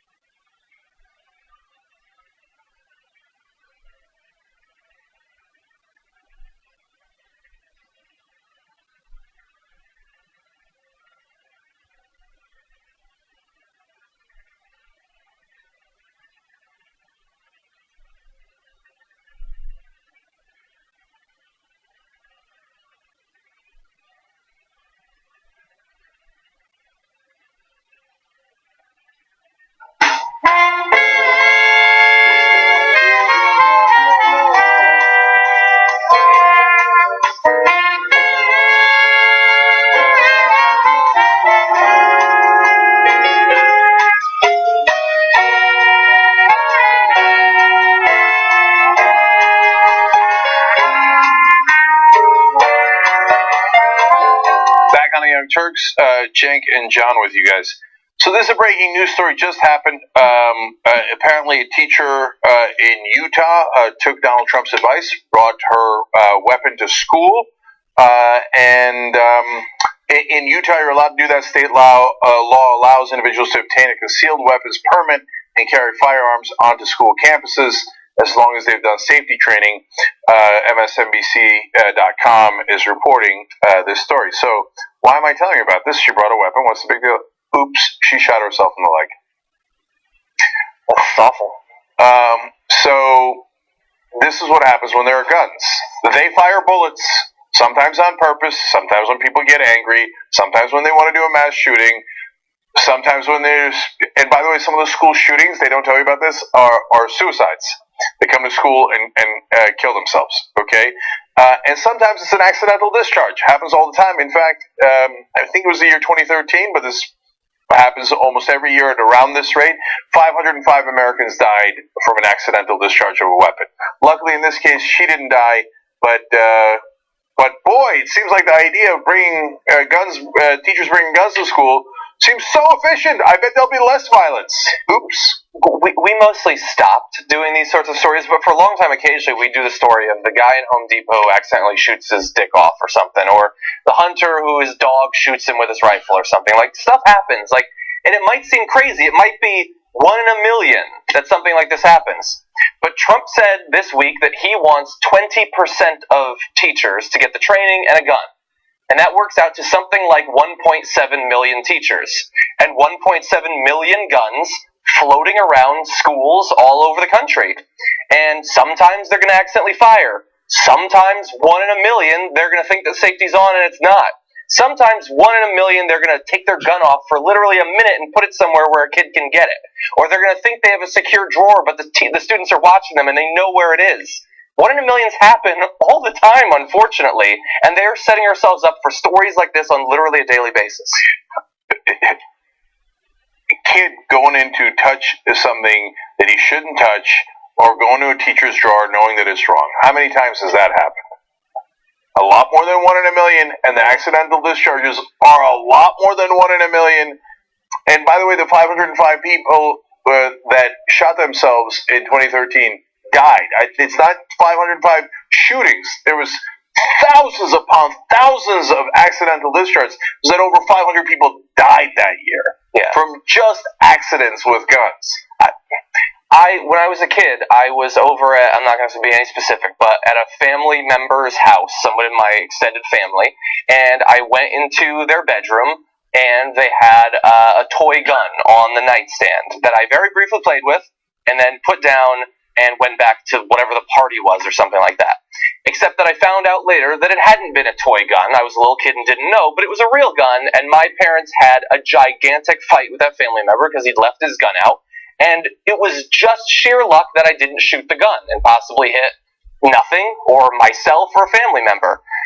And this is a guy that's totally responsible. Like, I actually trust him, and he once left his gun out, because that's what happens. Because when you bring something and you carry it every day, you don't always have it in the perfect position, always on your body. This is a horrible idea. How often do you lose your keys? By the way, she's a 6th grade teacher. So, thank God no one got hurt too badly. Like I said, she shot herself in the leg. And she's okay. And it looks like she's going to be okay. Could have been a lot worse. Well, all right, let's do the last story. Okay, one more story for you. Philadelphia's new district attorney is Larry Krasner. We've talked about him before on the program. When the election happened, he was a guy that's considered to be different than other DAs. He's going to change things, and in fact, he already has in Philly. This week, he's taken a significant step of eliminating cash bail programs for a number of low-level offenses. So why would you want to do this? If you pay the cash bail, then you get to get out of jail. Turns out, though, that if you charge someone thousands of dollars to be bailed out, it's really easy for rich people to pay that, and very difficult, if not impossible, for a lot of people of lower socioeconomic status to do that. And so this is I was going to say multi-100-year wrong, but no, this is a multi-thousand-year wrong. It's, as we're going to talk about later, it's from medieval times, and it still just exists in a lot of America. But thankfully, at least in Philly, it's being limited. The policies that it's being removed from include retail burglary, prostitution, unauthorized use of a motor vehicle, resisting arrest, providing false identification, a number of other things, including some that are classified as felonies, which is one of the significant ways that this Philadelphia change goes beyond some other programs that have tried to eliminate cash bail. And this is not a small problem. This is a big problem. In Philadelphia, about 20% of the people, the 6,100 people in city jails, are there because they can't afford to pay their cash bail. And so they stay days or weeks or months or possibly even longer just because they don't have the money. That doesn't seem fair to me. I imagine it doesn't seem fair to most people. It turns out that nationwide, about 60% of all incarcerated Americans are held in pretrial detention. In fact, the numbers are that the number of people in America at any given moment that are simply there because they can't afford bail is larger than the prison population of almost every other country on the planet. Wow. And so, great job, Larry Krasner. Really fast, I just want to read one quote. I know we don't have much time, but he said this: "There's absolutely no reason why someone who will show up to court, is not a risk of flight, is not a threat to their neighbors and community, should sit in jail for days or weeks or months or years because they can't post a small amount of bail. We do not imprison the poor in the United States for the so-called crime of poverty." He's done a number of other things, by the way. Since January, he's purged his office of many career prosecutors, announced his support for city-sponsored safe injection sites for intravenous drug users, and declined to prosecute charges of marijuana possession. So when you have establishment guys in office, they give you a different drug, the tranquilizing drug of gradualism, as Martin Luther King said. And they tell you, no, not now, we can't do it now. It's not possible. It's not possible. It's not practical. So Larry Krasner was an actual progressive. A lot of progressive groups fought for him. He won. And it turns out you can do it. You can do it right now. There's nothing stopping you. What generally stops the establishment Democrats is their donors. They don't want progress. They don't want change. They generally want the status quo. And so if you elect a real progressive, he will do real progressive things like this. So now, my favorite quote comes from Philly.com, who's covering this story. They say that jailing suspects, unless they can pay, disproportionately punishes minorities and the poor. You don't say. Well, look, let's leave out minorities for a second. It completely punishes the poor, not just disproportionately, right? So if you can pay, you pay it, and you don't have to sit in jail. If you can't pay, it's because you're poor, and hence it completely punishes the poor. And you can't work, and you got to get somebody to take care of your kids, possibly. And understand something. So this is not a wild, crazy thing where we let everybody out of jail. No. First of all, this is pre-conviction. Okay, pre-conviction, you're supposed to be assumed innocent. Okay, but for the violent offenses, no, they're not letting them out. This is just for non-violent offenses, small level offenses. Excuse me. Excuse me while I drink from my aspiration.com mug. Yeah. If you're being charged with untimely coughing fits, okay, why should you have to sit in jail? Right. So since this is only for small level offenses, non-violent offenses, if you're rich, you're obviously going to have the small amount of money that it takes to get bail on those cases. Even if you're middle class, you're probably going to have enough money to have bail. So only the poor stay in jail. But not just that. Since everyone else gets out, you're actually being punished not for doing the offense, but for being poor. Mm-hmm. Yeah. So that's why you're in prison. Everyone else can go out of prison until they have their trial. If you're poor, you get punished for being poor. You must stay in prison until you have this trial on a low-level offense. Yeah.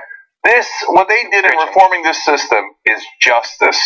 So thank you, Larry Krasner. Thank you for every progressive group who fought for him and for every voter that made this justice possible. All right, we got to go. I have extra long Rebel headquarters for you guys, and then John and I will do a post-game. Bye-bye.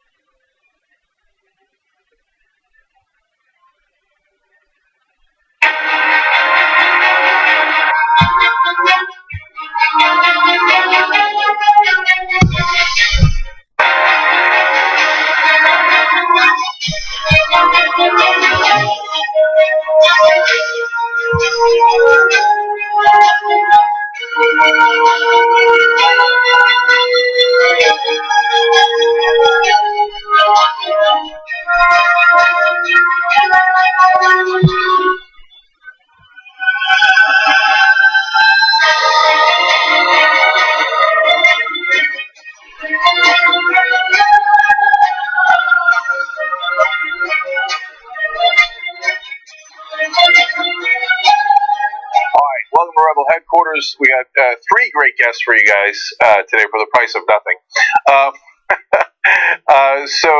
They're all progressives. They're all in really interesting races. But before we do that, I want to do a correction from the Young Turks, and I want to show TYTKansas.com one more time. That's Brent Welder's race. I'll pull that up in a second. The Utah shooting, the teacher who shot herself in the leg, that's why we don't often do breaking news stories on the show. It is a true story, a real story. It just happened to be an older story. It didn't just happen today, okay? So I want to make sure that that's clear enough for you guys. Okay. Can I see TYTKansas.com, see where we are with Brent Welder? Well, I asked for 150 donations. There's only 148. No, you guys are amazing. Amazing. So $3,000 there. Let's see if we can get to 50,000 so we can get a field team. Okay. Now, let me introduce you guys to more amazing progressive candidates. Now joining us at Rebel Headquarters, Betsy Sweet. Betsy is running for governor in Maine. She's got a long history of fighting for the right causes, progressive causes in that state. Betsy, welcome. Thank you. It's great to be with you. Great to have you here. Now, this is a total free-for-all. I'm not sure I've ever seen a race this crowded in my life. There's 29 people running for governor in Maine, 12 in the Democratic primary. So the natural question is, why you? Yeah. Well, I'm running because, as you said, I've been a progressive advocate for 35 years in the State House, and I am just so discouraged at how we are not making progress, not just with the Republicans, but on the Democratic side. And the other thing is I am running as a clean elections candidate. So in Maine, doesn't mean just not taking money from big special interests and big PACs, but we actually have a public financing system that I actually helped write back in 1996 when we thought it was a Republican problem. And so now it's so pervasive in the system that every progressive thing, or common sense progressive thing that we want in Maine, health care, minimum wage increases, good education funding, fair taxation, has been blocked because money has come in and taken over. So I think that I am the sweet spot. I can't help myself. Yeah, love it. I know, I can't help myself. Someone who has been in the system and knows how to get things done, get legislation passed, get progressive ideas done. As I said, we did clean elections. I helped write and pass the first Family Medical Leave Act in the country that became the model for the National Family Medical Leave Act. So I know how to get things done. I've worked on all the budgets that we've had for 35 years, trying to make sure that people who need services get them. But I'm not part of the broken system. You know, our system is so broken inside. So I think I have those two things that come together, those qualities, and a lot of energy and enthusiasm. And in a 12-way race, I think I have a real shot. We also are going to have ranked choice voting this year. We're going to be the first state in the country to have statewide ranked choice voting. So those things really open up, clean elections and ranked choice voting really open up a lane for a progressive activist. So I want to talk to you about both those things because they're really, really interesting. But first I have to commend you on an excellent pun. The sweet spot. It's right after my own heart. I got another one for you, though. So for those of you at home who don't know, count yourself lucky, but the governor of Maine used to be Paul LePage, or he is today. Yeah. Now, he's term limited out. So Maine already had nasty for governor, so they might as well try sweet for governor. Oh, I like that. I like that. Okay. Because LePage, just a horrific guy, and he prides himself on being Trump before Trump. That was his big thing. Wow, he must be so proud. Yeah. It's been a tough 7 years, which is why I think we see so many people in the race. Yeah. So, well then, Betsy, let me ask you about the unique, really interesting parts about Maine. So you can get public financing in Maine. But not everybody gets public financing. So what's the system? How do you get public financing, and then what do you get if you pass the threshold? Great. It's a great question. So it's a really high bar. You have to get, in order to qualify for public financing, you have to get 3,200 people in Maine to give $5, registered voters in Maine, to give $5 so that, and then in the time that you're trying to do that, you can raise seed money, but only in small amounts of $100 or less from anybody in the country. You can raise that seed money, but then you have to get 3,200 people to give you $5. Once you do that, you get $400,000, and then for every additional 800 people you get another $150,000. So in a contested primary, you can get up to $1 million, and then you have to get 16,000 more people. Once I win the primary, 16,000 more people to give $5, and then you end up with another $2 million. So it's a $3 million total, which doesn't sound like a ton, maybe from California, but in Maine, that's a very competitive amount of money. But it's, the great thing about it is instead of sitting in a 10 by 10 room dialing for dollars, trying to find rich people or rich PACs to give you money, you got to be out talking to regular Mainers and asking them for $5 and talking to them about what they want and what they need and what they think is right and wrong with Maine and what their dreams are. So it's definitely a grassroots, hard way to do it, but it's the right way. No, I love public financing because you got to go out there and actually get it from each individual person. It isn't about how much you raise; it's about how many people you convince, and then you have access to the money. That's a great system. So I'm going to put up your links here. And by the way, it is a really nonpartisan system. Paul LePage is a terribly right-wing Republican, he won under that system. So it's not skewed towards Democrats because some Republicans will paint it that way. Everybody gets a fair shot. And when we passed this bill in '96, it was absolutely a bipartisan effort. I mean, it was both sides that came together to do this, and that's why we were able to do it. And back then, before anyone had done it. Now you can still opt to run as a traditionally financed candidate, and most candidates are doing that. But this year we are, I think, making history in that we have a Republican candidate who's running clean, an independent who's running clean, and a Democrat who's running clean. Yeah. And I love that word too, running clean. Instead of getting private financing, so you work for private interests, you run clean elections instead. So I'm going to put up the links for Betsy here, and of course, if you're watching later on YouTube, or you'll have the links down below in the description box that you can just click on, and on Facebook on the comment section. But so part of the reason I do it, because if you want to help Betsy, who's been fighting for the right causes for 35 years, do that, sweetforgovernor.com. But the other reason is I wanted to ask you, so they can't give more than $100 then, is that correct? No. Nobody can give more than $100. Yeah, and how do you know if they're from Maine and count towards the $5 from Maine? It's a separate system. So actually, if you're from Maine, you can give $105. So $100 goes directly to my campaign. The $5 that I raise goes to the Clean Elections Fund. So it doesn't go to my campaign. So it goes right to the $5. So it's two separate checks or two separate online things, and only people from Maine can give $5, but anyone from anywhere in the country can give the $100. Okay, got it. And then so don't give more than $105. Okay. No. I can't take it.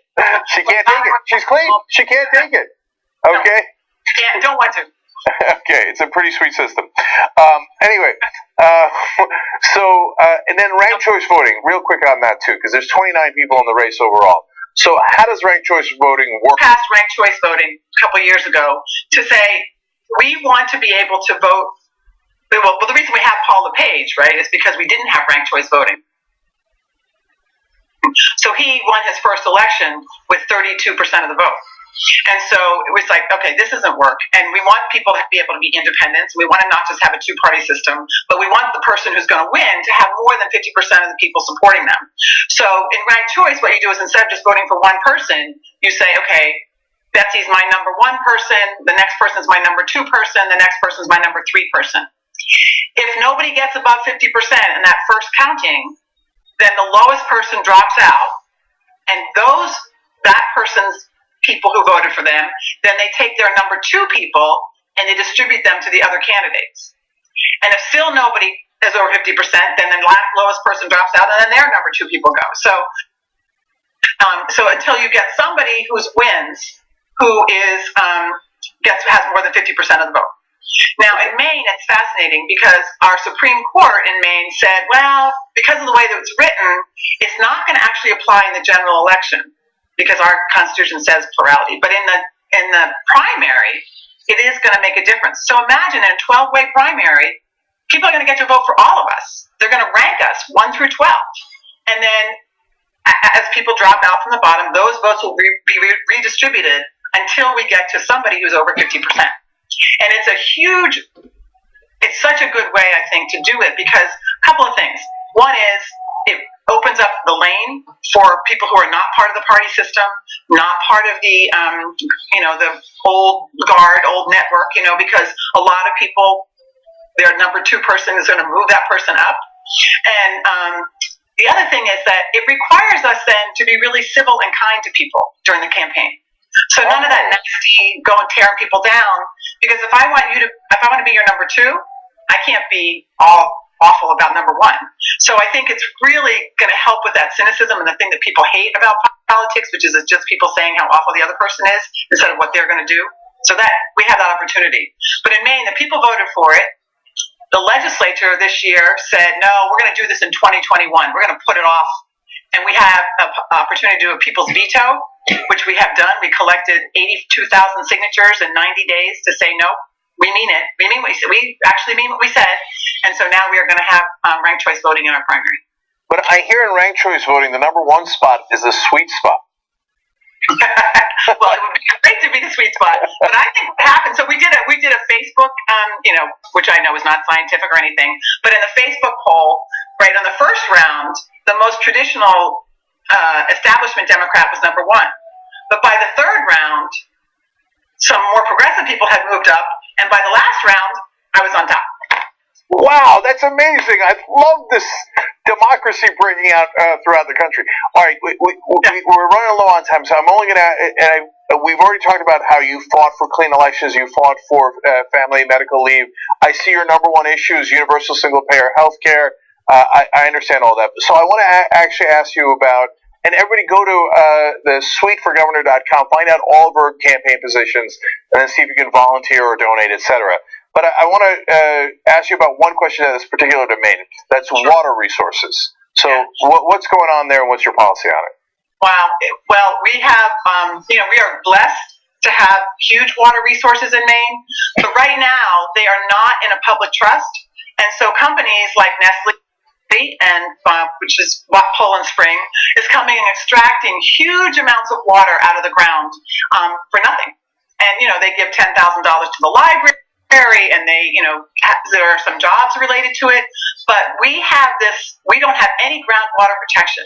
It needs to be protected just like any other public resource. And so there's that issue, and then the other big issue is our Native American tribes and our Penobscot Nation, and who controls the Penobscot River. So there has been a big issue about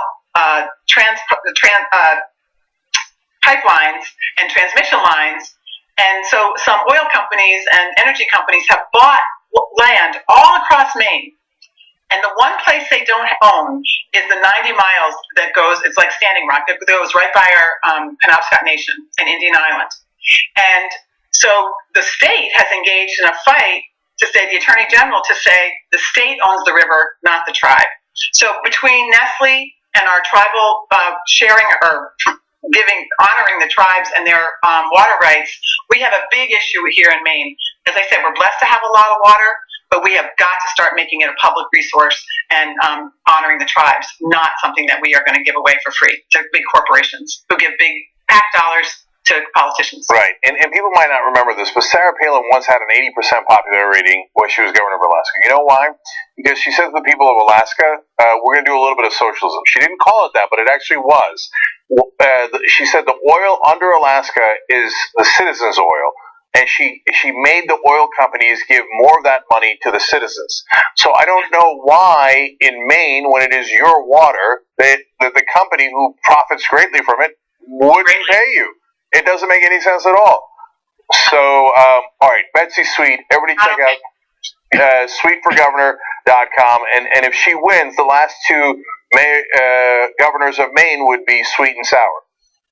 How sweet could be. I have it with a name like Sweet, how could I not run? Come on, too easy. All right, thank you so much, Betsy. Really appreciate it. Good luck. Thank you, it's great to talk to you. All right. Guys, when we come back, another great progressive candidate for you all, Michael Weiss. He's running in Nevada, and I'll tell you all about him as well. We'll be right back.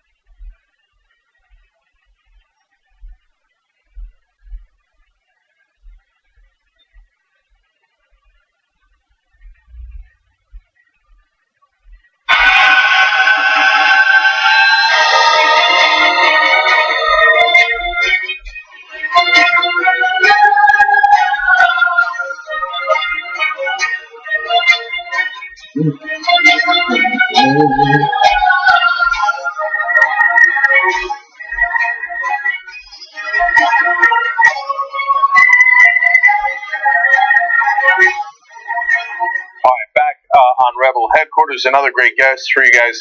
Now joining us is Michael Weiss. He's running in Nevada's 3rd district, and I'm particularly proud of Michael because he is a member of the local Wolfpack chapter, and has been fighting to get money out of politics.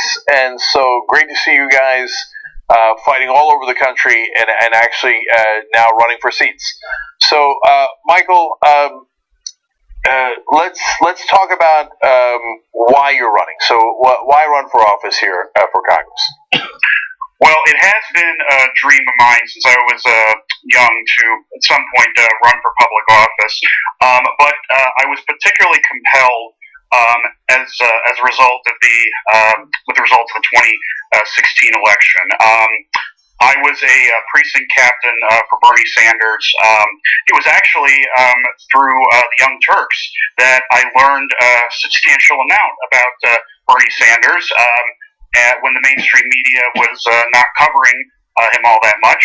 And so I was a precinct captain for him, and then I was a county delegate at the Clark County Convention, and then I was a delegate at the Nevada State Convention, which is several of your viewers know that was the where the infamous chair throwing rumor got started. I can assure all of you out there that I was there.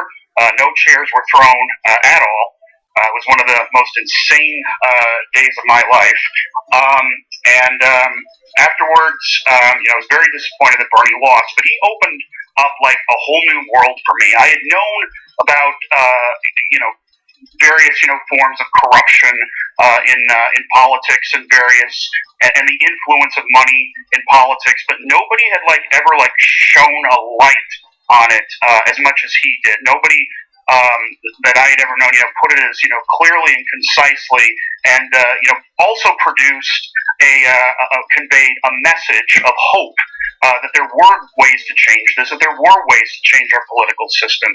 So he was a huge inspiration for me, and I met, during his campaign, I met so many fantastic people here in Las Vegas, which is my hometown. And after the 2016 the presidential election, I was devastated. The outcome was not what I expected. I don't think it's what anybody expected, and I started to, think a lot of, there was going to be a deterioration in social justice, economic justice, environmental justice under Trump. And I just thought, okay, maybe now's the time. This is something, that I, wanted to do, as a kid. And, it's like, well, if not now, when? If not me, who? So District 3, which is where I'm running, the incumbent, Jackie Rosen, decided to run for Senate instead against Dean Heller. And I decided, you know what? I'm going to do it. I'm going to do it. This will be my first time, running for public office. The rules that I think we thought were true about politics, I think a lot of that went out the window in 2016.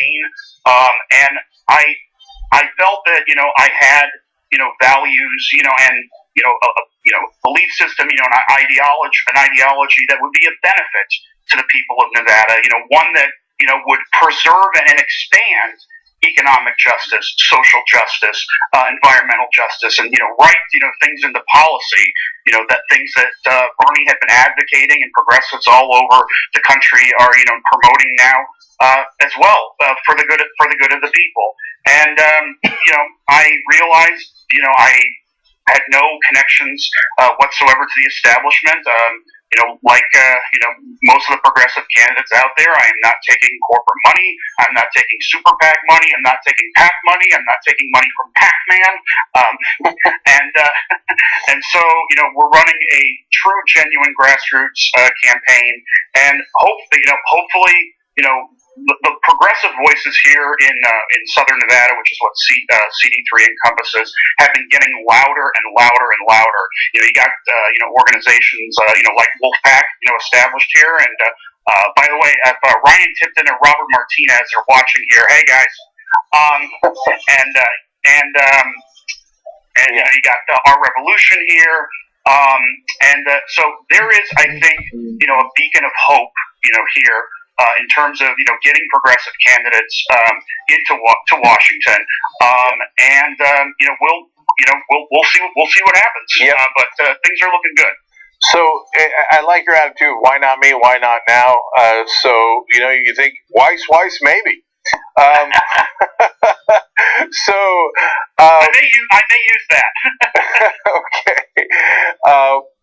So there's something in the news that I know you care a lot about, gun control. We all care a lot about it, but you have a point of view on how the Republicans are using mental health as an excuse that I thought the audience should know about. So what's your take on that, Michael?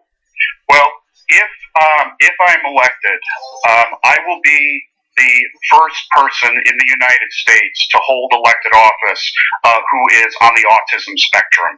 I have Asperger's syndrome. At minimum, I'll be the first one that has been open about it and honest about it. So when I hear criticisms of, rather than focusing on the matter of gun control and blaming mass shootings, school shootings on issues of mental health, I take personal offense to that, because effectively what it does is that it demonizes people like myself.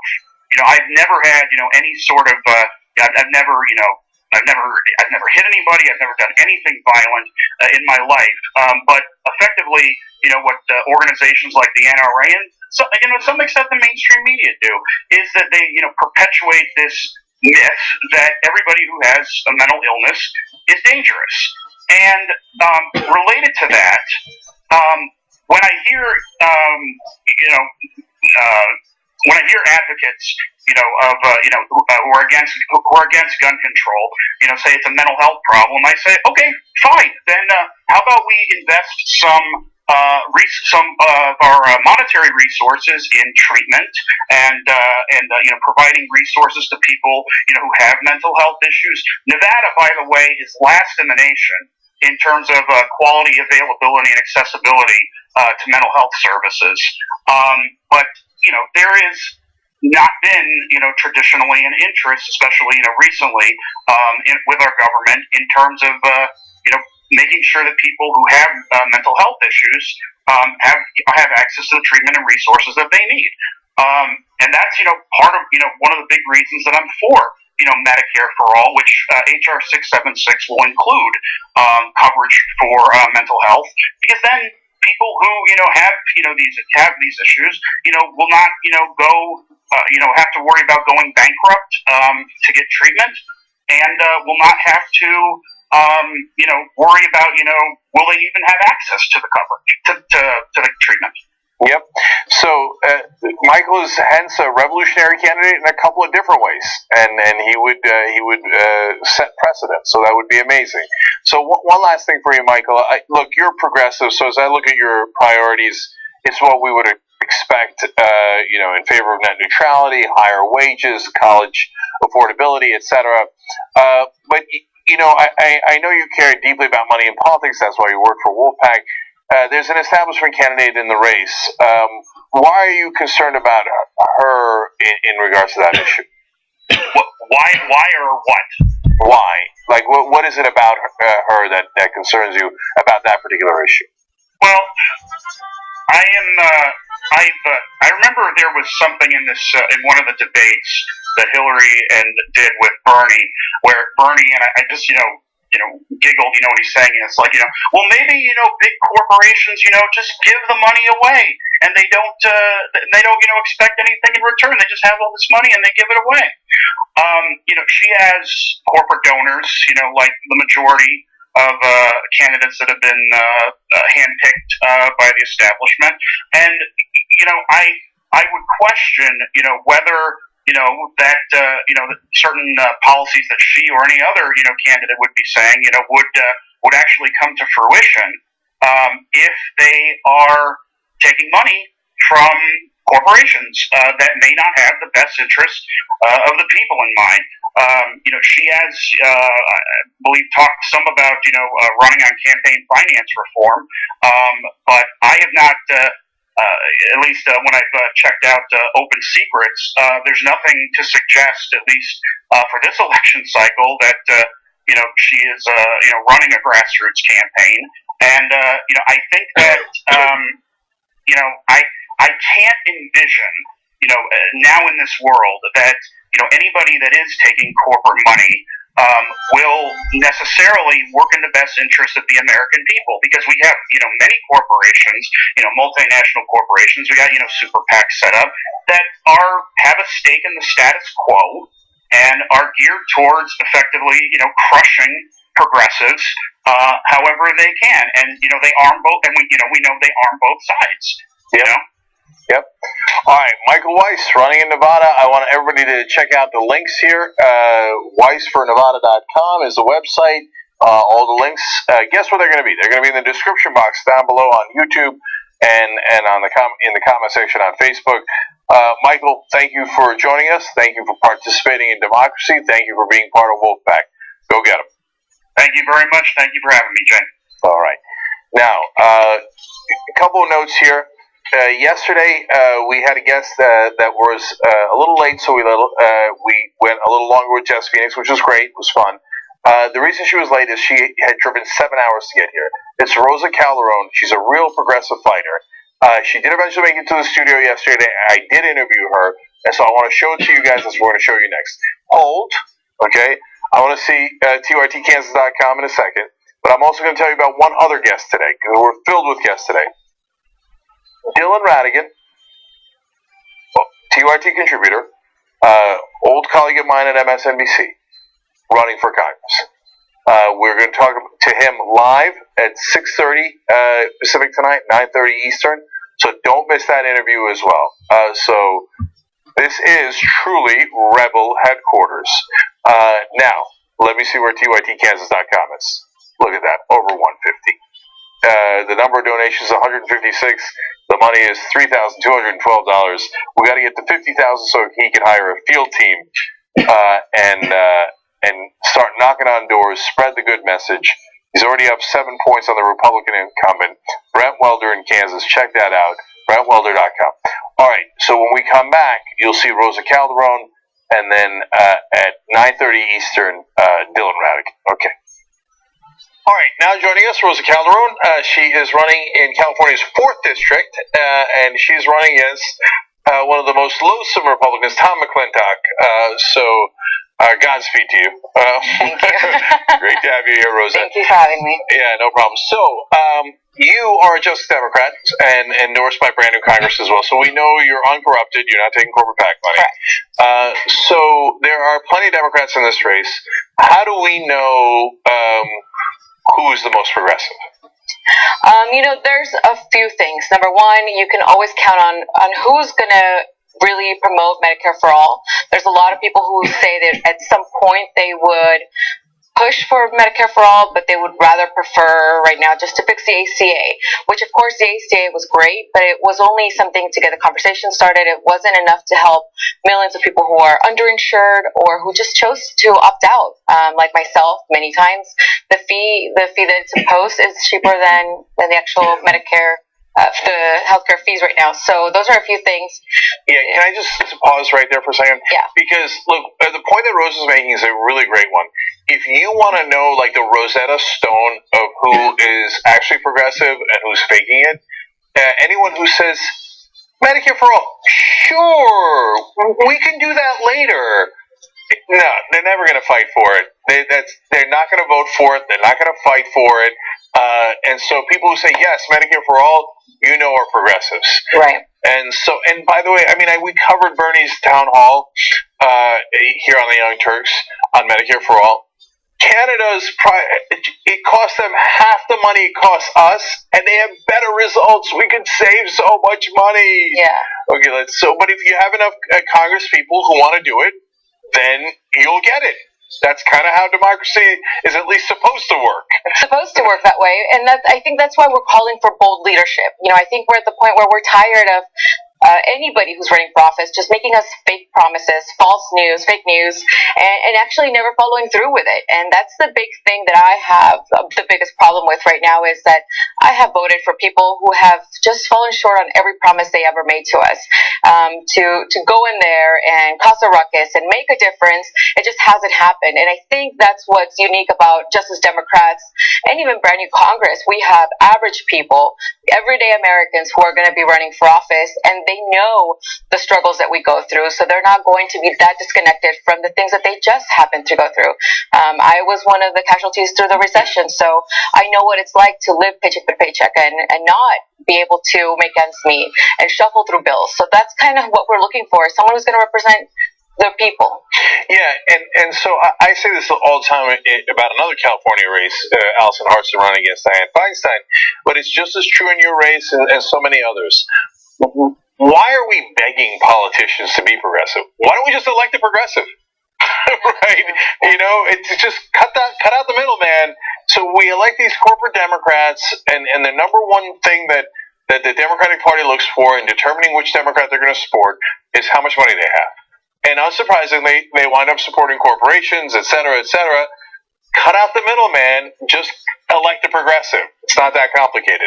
So, in fact, let me show you Rosa's links right here, because if you're going to beat big money, you need volunteers and you need your donations, people-powered campaigns.